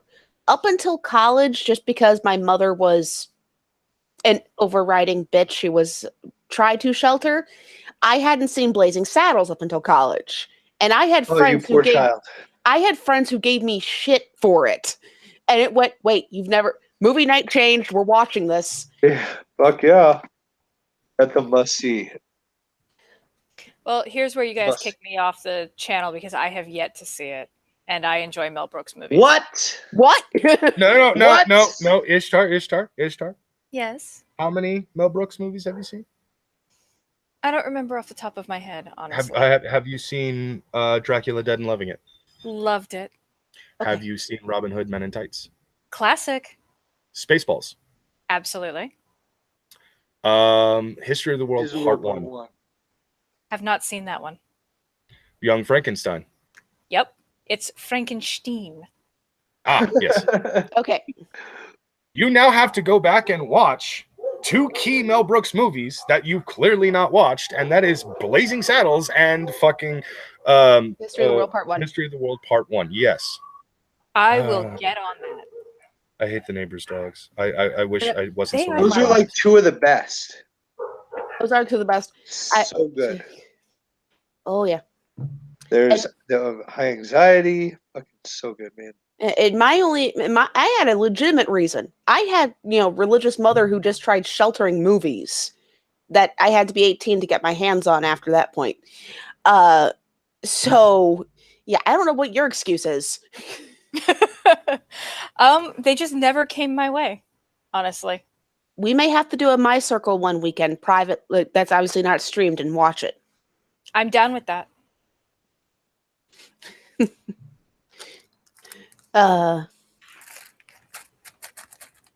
See, I have completely shocked everybody into silence by my Yes, lack of you have. abilities. It's okay. I got that same moment with my gaming group in college. I am there personally was like a second. disgusted. Yeah, I got the same thing in my gaming group in college when it's like, you've never seen crickets. What do you mean you've never seen? Yeah, it's pretty sad. It's a sad state of affairs if you've never seen Blazing Saddles. I had to put myself on mute for quite a bit because my family came back and the dogs went fucking ape shit. How many dogs? I have 2 dogs. They're both mixed. One of God damn it. They both need to be choked out. No, don't kill the doggos. No. I didn't say kill. I just said render unconscious. That could hurt the doggies. And anybody in the chat, if you haven't seen Blazing Saddles, press 1 so we can shame you. Yes, I will shame you. Even more than we've already shamed you for the fact that the good twin remembered to call his mother on her birthday. Yeah, that was. I know I'm such a fucking shitty son. You are. How dare you? This is the first year he's had to call me and remind me. Usually it's the other way around. Truthfully speaking, my dogs are actually well behaved in the sense that they really don't bark throughout the day. The only reason why they will bark is because specific people have just come home. That's it. And because those specific people have come home, they decided to fucking be little shitheads that made me have to mute myself. Thorne has never seen it either, and neither has Annie or Mute Ghastly. I swear okay, Mute Ghastly has an excuse. Object of hate. Why? One, and they don't like Mel Brooks. Okay. So for people who don't like Mel Brooks, fine. That's your taste. That's your taste, but fine. It is a wrong taste. It is poor taste. Yeah. Okay, poor taste. Poor taste. Yeah. Mute Ghastly, young. We will give an excuse for 18 to almost 19. Go see it, but you get a break. You don't get enough. Now that you know, you have within a month you have to see it, or you're within a piece of shit. Within a month, you have to see Robin Hood Men in Tights, Blazing Saddles, History of the World Part 1, and any other Mel Brooks film you come across. They're very. I believe is. The producer's the original, not the remake. Yeah, not the remake. The remake, as entertaining as it was, is not what Mel Brooks was actually a part of. Yeah, the remake was okay, but it wasn't the original. And Young Frankenstein, you have to see that too. These are musts. You have to go and do this, or you're fired. So if you ever want to laugh, try watching Spaceballs on TNT. They edit that to shit to make it PC. How do they edit Spaceballs? What's so bad about Spaceballs? I'll put it this way.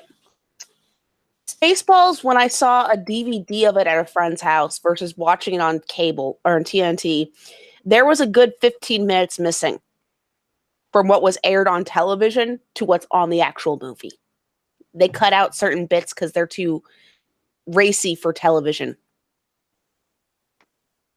So fucking how is Spaceballs too racy for television?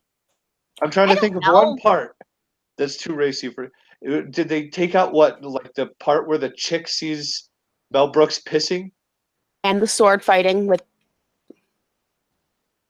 Where they get twisted up? That got cut? What? If you ever want real funny, though, TNT tried airing Sopranos, and they bleeped the hell out of that. Yeah, because that's something that you really expect to find on TNT.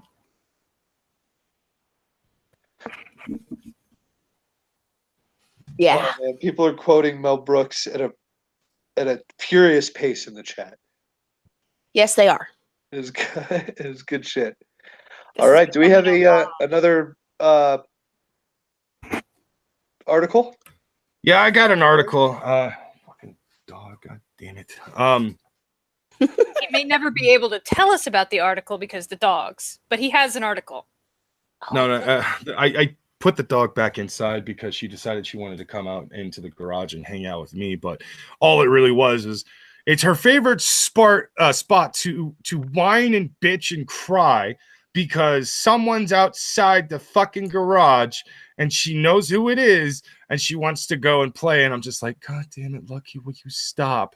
I'm going to throw things at you now. Brockus, it could be worse. Try having a dog and a 3-year-old try arguing in the background while trying to live stream. That actually did happen to me once. That was one of the main reasons I actually had to do that, because our other dog, Luna, and my 4-year-old nephew decided to have a bitch fest with each other. right at the bathroom door, which is right next to the garage door. And I'm just like, why the fuck are you two doing? Like, because he's telling her no over and over again, and she's just barking at him. And it turns out she stole his toy or something like that, and she wouldn't give it back. Yep. Ooh, Mark says Monday Matt is the inspiration for Pizza the Hut. Oh! Ow! Ow!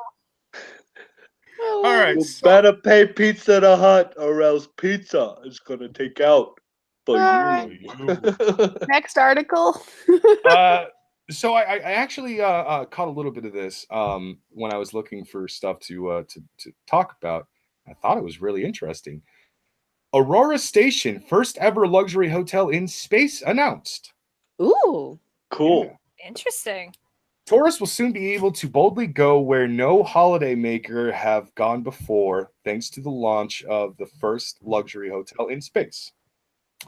Announcing during the Space 2.0 Summit in San Jose, California on Thursday, the ambitious Aurora Station project plans to allow 6 people, including 2 crew members, the opportunity to enjoy first-class accommodations above Earth as part of a 12-day odyssey among the stars. Now, if this would actually move. Oh, there it goes. The once-in-a-lifetime experience will allow guests to experience the exhilaration of zero gravity and gaze upon the stunning views of the planet below without the fear of getting lost in space, with the added perk of being able to witness on an average of 16 sunrises and sunsets a day.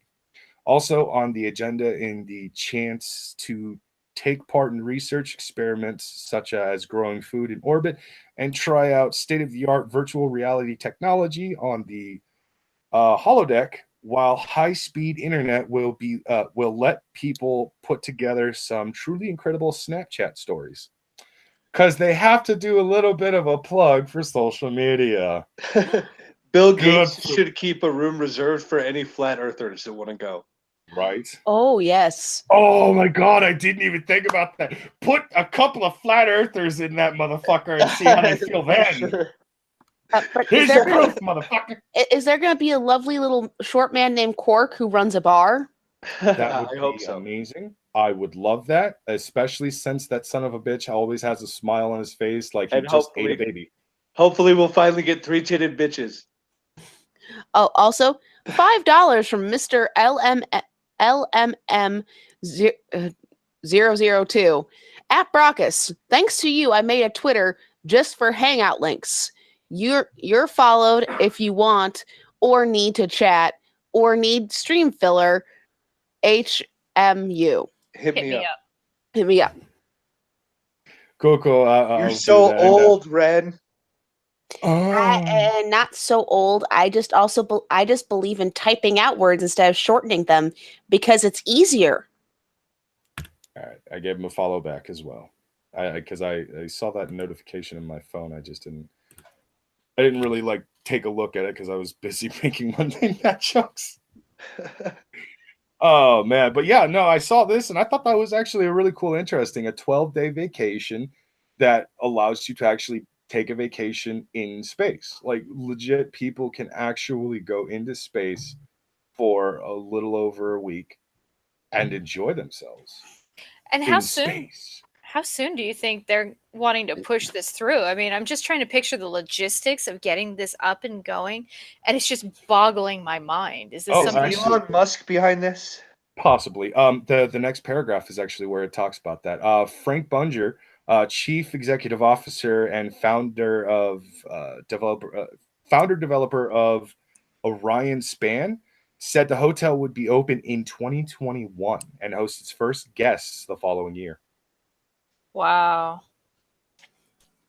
Yeah. So 2021, they will have the space station completely up and running, the hotel, Aurora station and everything. And then in 2022, they will officially start booking people to actually have a 12-day vacation in the stars. But how are they going to do things like having staff and keeping them available? Is this going to be probably rotations times of the year that they're going to be open and available? Maybe. Astronauts currently go through a whole lot of training just to get up to, get to where they are. So how are they going to handle your average idiot who has way too much money and not enough brains? Well, they said earlier in the article the 2 crew members were going to be staying on the station as well, which means that most likely these crew members are going to be your essential valet to and from the station. But on top of that, they might actually be like, I guess you could say, a space station concierge. I know all the hot spots on the station. You just let me, Right. Now the question is there going to be holographic porn? Okay, see, that's the funny thing. The article has a picture of what it thinks it would look like and everything. It's just like kind of like a throw together sort of thing. Mm-hmm. And there's a person watching a flat screen TV. Someone's gonna fucking put porn on that sumbitch. It is. Oh yeah. John Doe says, and 2023 will have its first police raid to break up the prostitution ring. Yeah, that's a year's worth of prostitution in space. Oh, Mute Ghastly. I want space murder. Oh yes, the first murder on that hotel will be the most talked about thing online ever. Well, fuck it. If it's not on Earth, it's not under any government jurisdiction. Yeah, I don't fuck it, hunt people. Ship some homeless up there so we can hunt them. Whatever. That's terrible. And Malevolent Rider, I disagree with you. Taking the time to spell things out properly is not antiquated. What? He's arguing with me about not abbreviating everything. Okay. Yeah. But that does lead to an interesting question of how are they going to maintain some semblance of order on the station? Who's going to have the legal jurisdiction for occurrences? Because shit's going to happen. Yeah, most likely what's going to go down is that the station is probably going to be owned by, obviously, a specific company, much like any hotel would be. And obviously that is an earthbound company. So obviously they're going to have those rules of, the same on planet Earth. Don't do this horrible shit to people and all that stuff. But what most likely is going to happen is they're probably going to try to build the space station big enough to where they actually can have an official staff up there. But due to the fact that it is, a 12-day only kind of vacation, most likely the staff will only have to work for a specific amount of days. Now, the problem with this is obviously that's a lot of fuel being used to launch to and from the station. And where are they going to get the vehicle to get up to said station? Most likely they're going to have their own shuttle built for exactly this. But on top of that, you've got to take into consideration this is going to be the very first ever hotel in space. It is not going to be accessible to the common people. It's going to be way too expensive for somebody like me to be able to go there. And I'm sorry, much like how many people on their honeymoon go missing in international waters, how much do I bet there's going to be 1 or 2 cases of, I don't know what happened to my husband. I think he fucked with the airlock and he disappeared.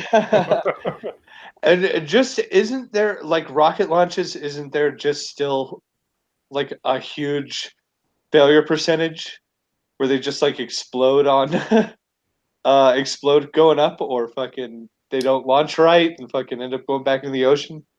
There is some, yes. Yeah, everything is going to have its flaws, obviously.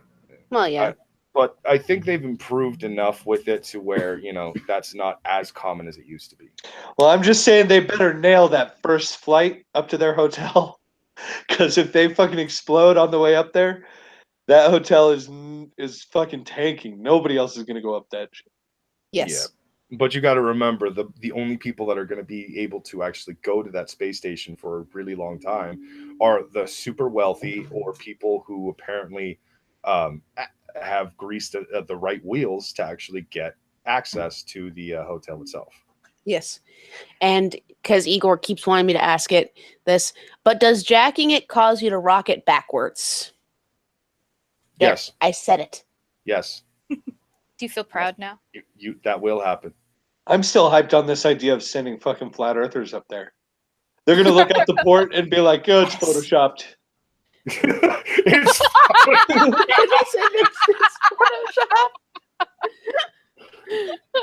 oh, fuck. That's too good.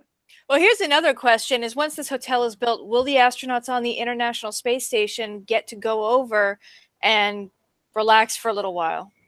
Oh, God, they get this fucking night.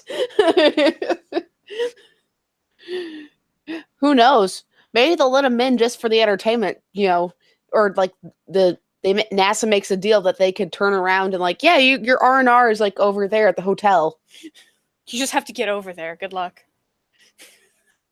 They show up in spacesuits, everybody, the rich and the wealthier, and fancy designer clothing, just staring at them like, the hell? No, the rich and the rich and the wealthy are taking pictures like selfies for Instagram and Snapchat. Like, look, I met this very, very famous astronaut. It becomes bragging rights. Next thing you know, there's designer spacesuits. Oh yeah. Yeah. Oh, obviously. Someone get on that before it gets picked up. You mean like what they did in Back to the Future 2? Sorry, but that's been done, young lady. No, actually, this does continue on towards the bottom of it, where it's saying that Mr. Bunger said his goal was to make space accessible to all.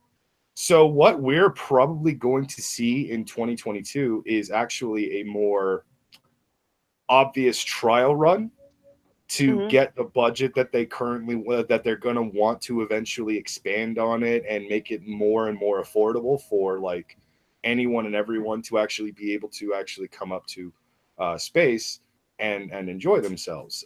So what is most likely going to be is they're going to have the basic station. They're going to have their crew members, which they are going to, of course, have rigorous training for everybody to actually go into space and so on and so forth. Now, we do actually have astronauts that will spend months in space. So there is a possibility that the actual staff in the station will be those who have been trained as an astronaut to stay in space for months. But they'll probably get to just like, hang out and relax for like a day or two when they're not actually on the clock or something. But yes, as it stands right now, everything is just ridiculously fucking expensive. Like anyone in the chat, if you are of the Commonwealth, the poor people of America and the world in general, you're not going to actually be taking part of this for a very long time. In fact, by the time I would probably be able to afford an actual fucking 12-day stay in a space station, I'll probably be in my 80s, most likely. And by then it'll be cheap and they'll be like, oh, why don't you just stay on the Ritz-Carlton on the moon? Yeah. And I'll just be like, I've been waiting 50 years to go onto this space station. Don't you tell me you saw. There's the heart attack. Well, it's been fun. Me. Hey, you all. No, yeah, that's... I would be fucked. Okay, yeah. I have an exciting news article here. Oh, yeah? Okay. It is titled Bill and Ted 3 Close to Becoming Reality, writers reveal. Why? Hopefully within the next month or so, we'll have news that will stick. They have a movie poster, and they have a script, and they have a director, and apparently they just need to wrap up some shit. Okay, so and we're gonna have a Bill and Ted 3. I saw a Twitter post from, I believe it was in fact Keanu Reeves, where he actually had him and the actor who played Bill. Alex Winter. Yeah, they were in the picture like they were in the first Bill and Ted's poster and all that stuff, but it's them now. And like obviously Keanu has continued to show he doesn't fucking age. Fair enough. Whereas Alex obviously has definitely aged.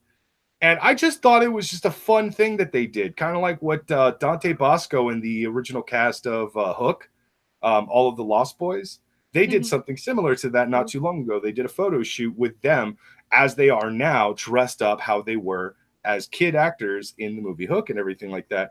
And, you know, Dante Bosco still looked like fucking Dante Bosco, just a little fat. And I'm so mad because I'm like, fucking Rufio, bro. Just accept it. It's awesome. But, you know, they did all of that. It was really cool. It was really awesome. And it was just, you know, they did it for fun. I thought that was what Keanu and fucking Alex are doing in this. No, they're really trying to push for a fucking 3. They're trying to push for Bill and Ted 3. Why? Did they not see what happened with the Dumber and Dumber movie when they tried years later doing another one that was a sequel? I mean, come on, just leave it alone. Just leave it alone. So hyped for a new Bill and Ted movie. Yeah, they'll probably be dealing with colostomy bags and going back into the past to cover up their tax dodges. Well, from what I understand, what did they say about it? Well, it's got the director. It's got the guy who did Galaxy Quest is the director that they got. So I'm fucking pumped about that. Galaxy Quest was fucking awesome. But apparently they're like 50 now, and their band has not yet taken off. Then they're trying to figure out like whether they should keep on going with the dream or give it up. But their band hasn't like saved the world yet. Oh my God, nope. Done. No. They covered that in Bill and Ted 2. Yeah. It's time travel, dude. It's all shit. I'm with Brockus. No.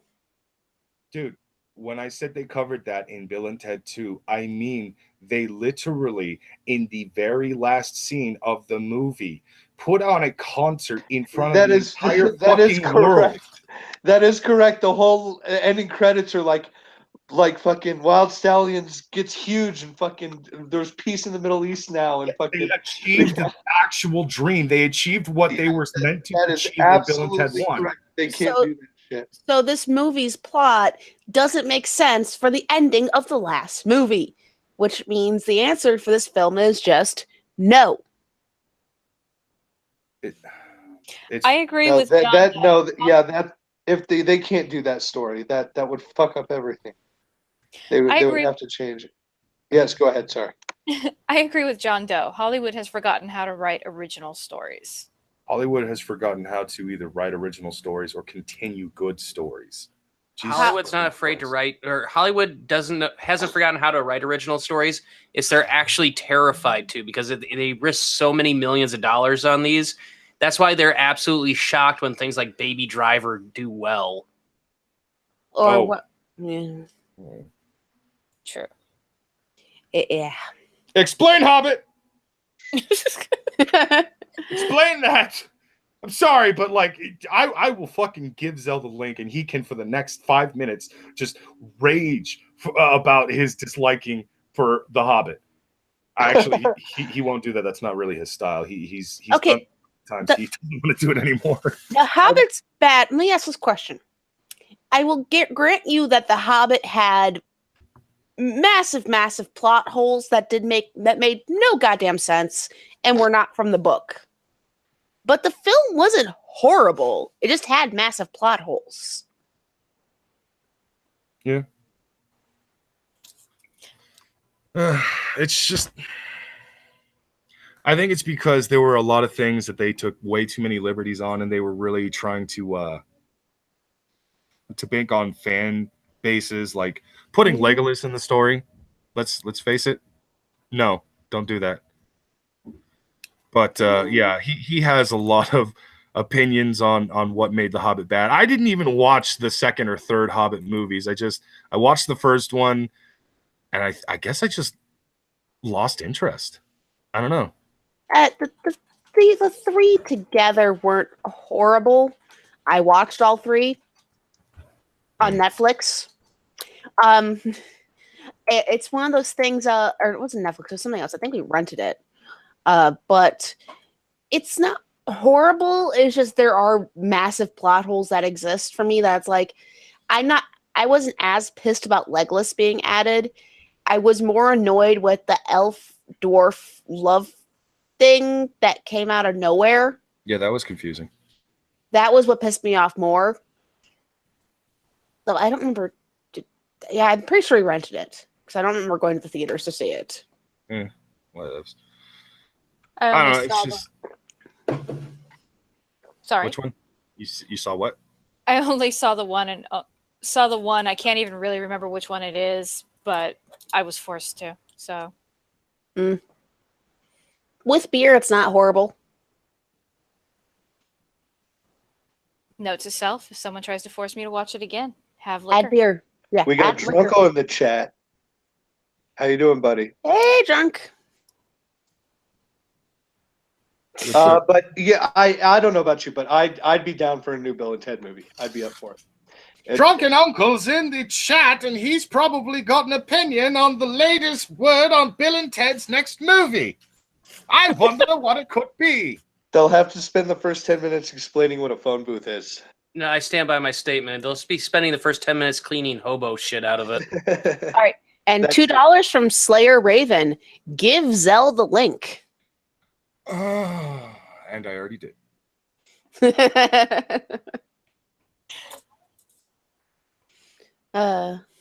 Well, that's gonna make this interesting. So do we got any more stories, or are we waiting on Zell to possibly show up? I have a Florida woman story.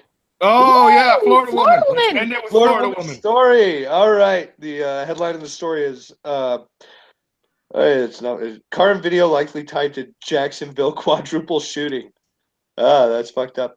So the story, I don't want to read everything in this story because it's kind of fucked up. There was a shooting where 4 people were shot in a car.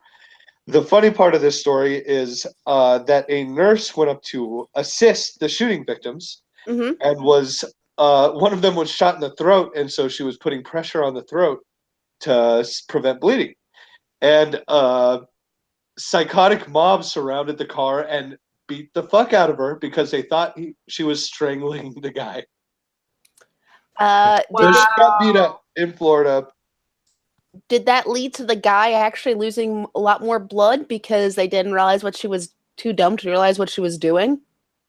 Let's see. It just probably looked really fucking bad. Like, don't worry, I'll save you. Yeah, I'll save you. It's okay. No, see, depending on where she was holding, they probably would have only seen one hand. So they're probably going, she's strangling him. Fuckers, if you don't have her do what she's doing, he could bleed out. Yeah, but they beat the shit out of her anyway. Florida's just going to lead to no one getting help from anyone because they're too afraid if they help, stupid people might, say, you're hurting them. They put that as a quote in the article. One of the neighbors said, "I told her, baby, I love you, but think twice about being a good Samaritan in a high-pressure situation." Basically, think twice about being a good Samaritan here in Florida. Nothing good happens to good Samaritans here. Like you'll get the shit beat out of you. Nothing good happens in Florida. It's not California, so that's point. Nothing good happens in Florida. Okay, I take that back. Sometimes sharks will eat a Florida resident. No. Correction, Ishtar. Disney World is a great and happy thing for the children.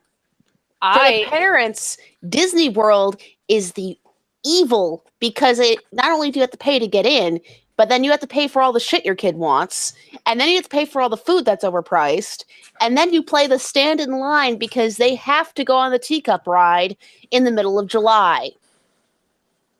Well, that's definitely the difference of opinion because I have no children and I went to Disney World for my honeymoon. So. Oh, well, lucky for you. Lucky you. Yeah. Oh, all right. Well, anyways, Zell, how about you go ahead and give us a little bit of why Hobbit sucked? Hi, Zell. What?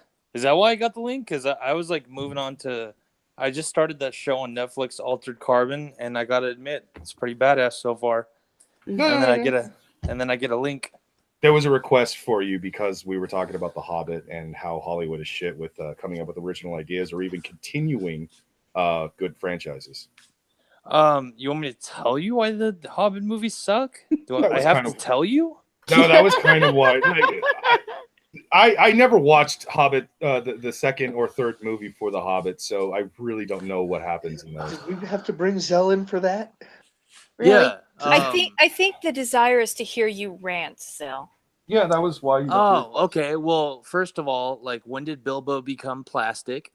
I don't remember him being plastic in The Lord of the Rings. When was like Legolas in like half the fucking book of The Hobbit? Yeah, and when did he like stuff oranges in the sides of his cheeks? I'm wondering that too. There was some gay love story thing.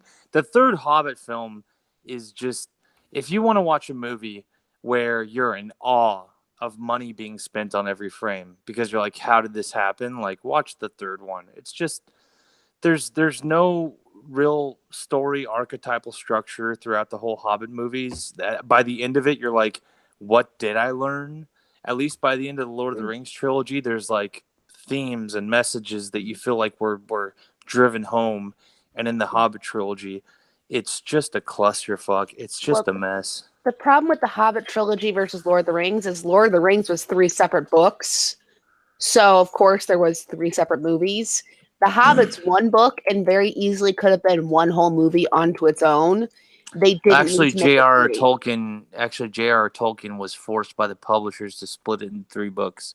Lord of the Rings is just one book, intentionally.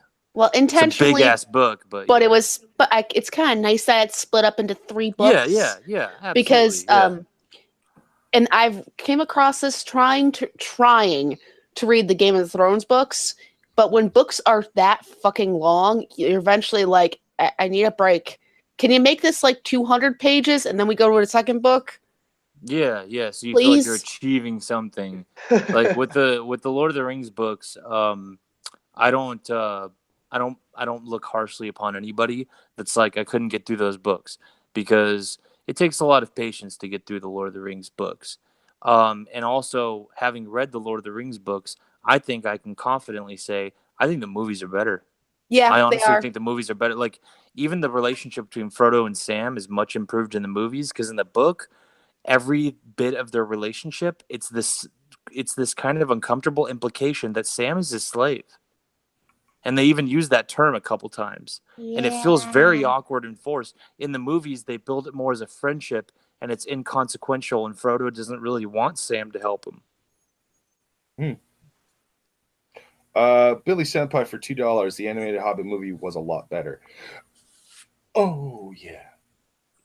I have good nostalgia about that animated Hobbit movie, but I'm sure if I watched it now, it'd be funny. Yeah, at least the animated Hobbit movie sticks to the original stuff and doesn't add love stories. Yeah, Drunken Uncle's in the chat saying, Lord of the Rings books lost me at 11th. Big surprise. Oh, you. My you brother in the son chat of a says, bitch. who the fuck let no BS on? No BS confirmed. All right, guys. Why are we fucking listening to him about Lord of the Rings? That's an excellent question. No, it's just I like his insight when it comes to movies and stuff. He doesn't always read the source material, nor does it really matter, because he actually comes at it from a purely film perspective, which I tend to forget whenever I'm watching a movie franchise that I actually. You talking about me or no BS? You. I mean, what's the difference? Because I am no BS, but you specifically. No, you're not. Shut up, Brooks. Yeah. Zell actually Just accept it. Fine. You're Brooks now. You're okay. Zell Batista, aka no BS. There you go. But no, I really like his perspective, because he comes at it from a purely film point, and I tend to like when we went and saw Black Panther. I enjoyed the movie thoroughly because I've actually read Black Panther comic books. I know the character pretty well, and I actually am a fan of Black Panther. So there were a lot of things I allowed the movie to get away with when I saw it because of the fact that I'm a fan already.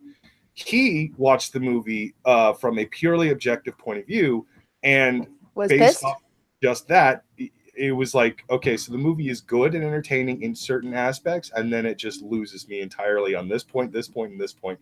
And I'm like, huh, I didn't think about that while I was watching it. Well, yeah, Black Panther didn't piss me off. It just like I told Brockus after we watched it, I was like, that was a perfectly harmless movie that I don't want to see again. It just didn't do it for me. And $2 from Billy Senpai. When did the dwarf fuck a elf in the book? Oh, I don't know. That's a very good question. Yeah, that is a good question. Well, I like the Lord of the Rings. I think the thing about Lord of the Rings is Peter Jackson went on this fucking enterprise. Like nothing like Lord of the Rings had been done before. And in shape of scope, but that was 10 years of his. That was 10 years of his life. That was a life goal, and you have to again too. Like if anybody in the chat or if anybody in the stream, if you guys have Lord of the Rings on Blu-ray and you have The Hobbit on Blu-ray and you happen to have a big screen or a somewhat big screen, plop those movies on. And the thing about Lord of the Rings is you plop that movie on, you choose any scene you want.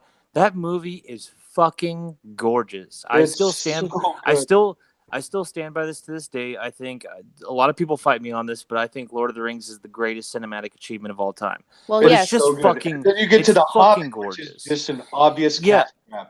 And then you pop on The Hobbit, and first of all, I don't know if anyone understands what a bloom effect is, but a bloom effect is when you turn most light or lighting in a film when you turn it more towards white.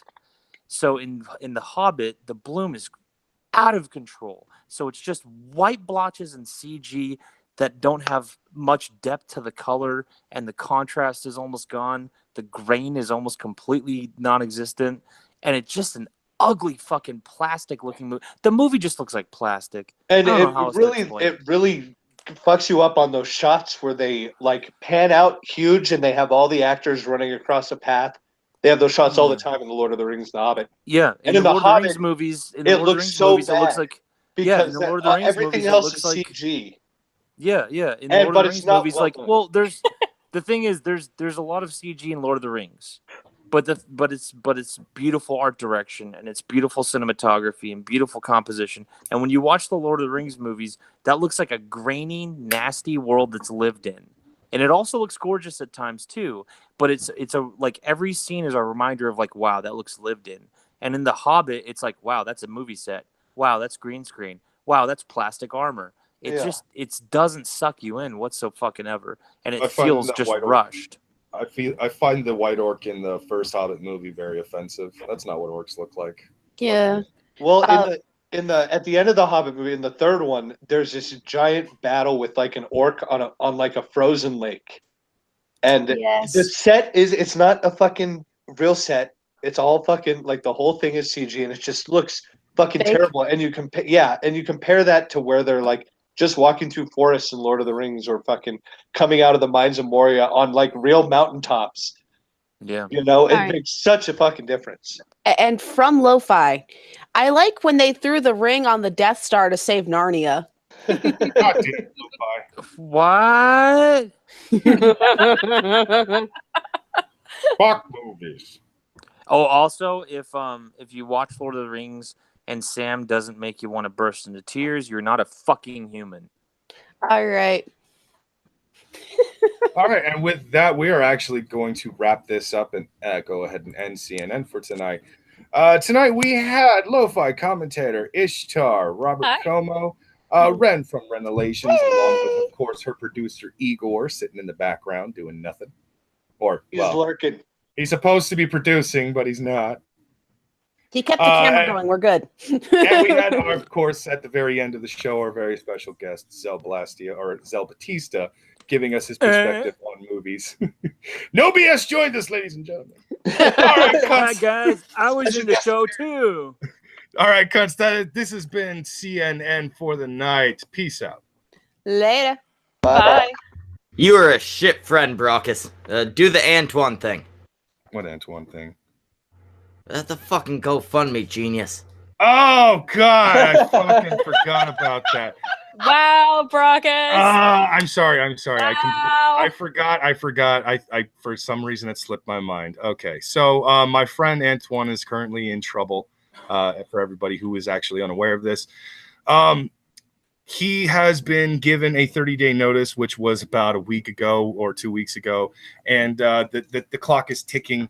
He might be homeless. Specifically, his 5-year-old daughter might be homeless very soon because their landlord decided to be a fucking piece of shit. And nobody wants to see a kid go hungry. Nobody wants to see a kid lose their home, literally because some greedy asshole decided he wanted to be a piece of shit. So there is a GoFundMe. I don't have the link on me right now. I'm getting it now.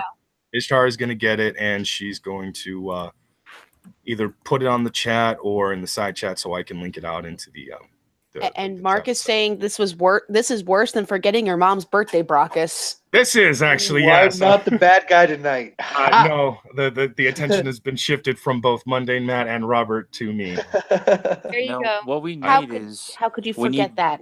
We need money in the GoFundMe. This is very important to raise enough money so that we can contribute the funds to really good shooters and high-priced rifles for when we lay them out on the wall for the shooting squad, because no one wants to see a kid and their parents living homeless.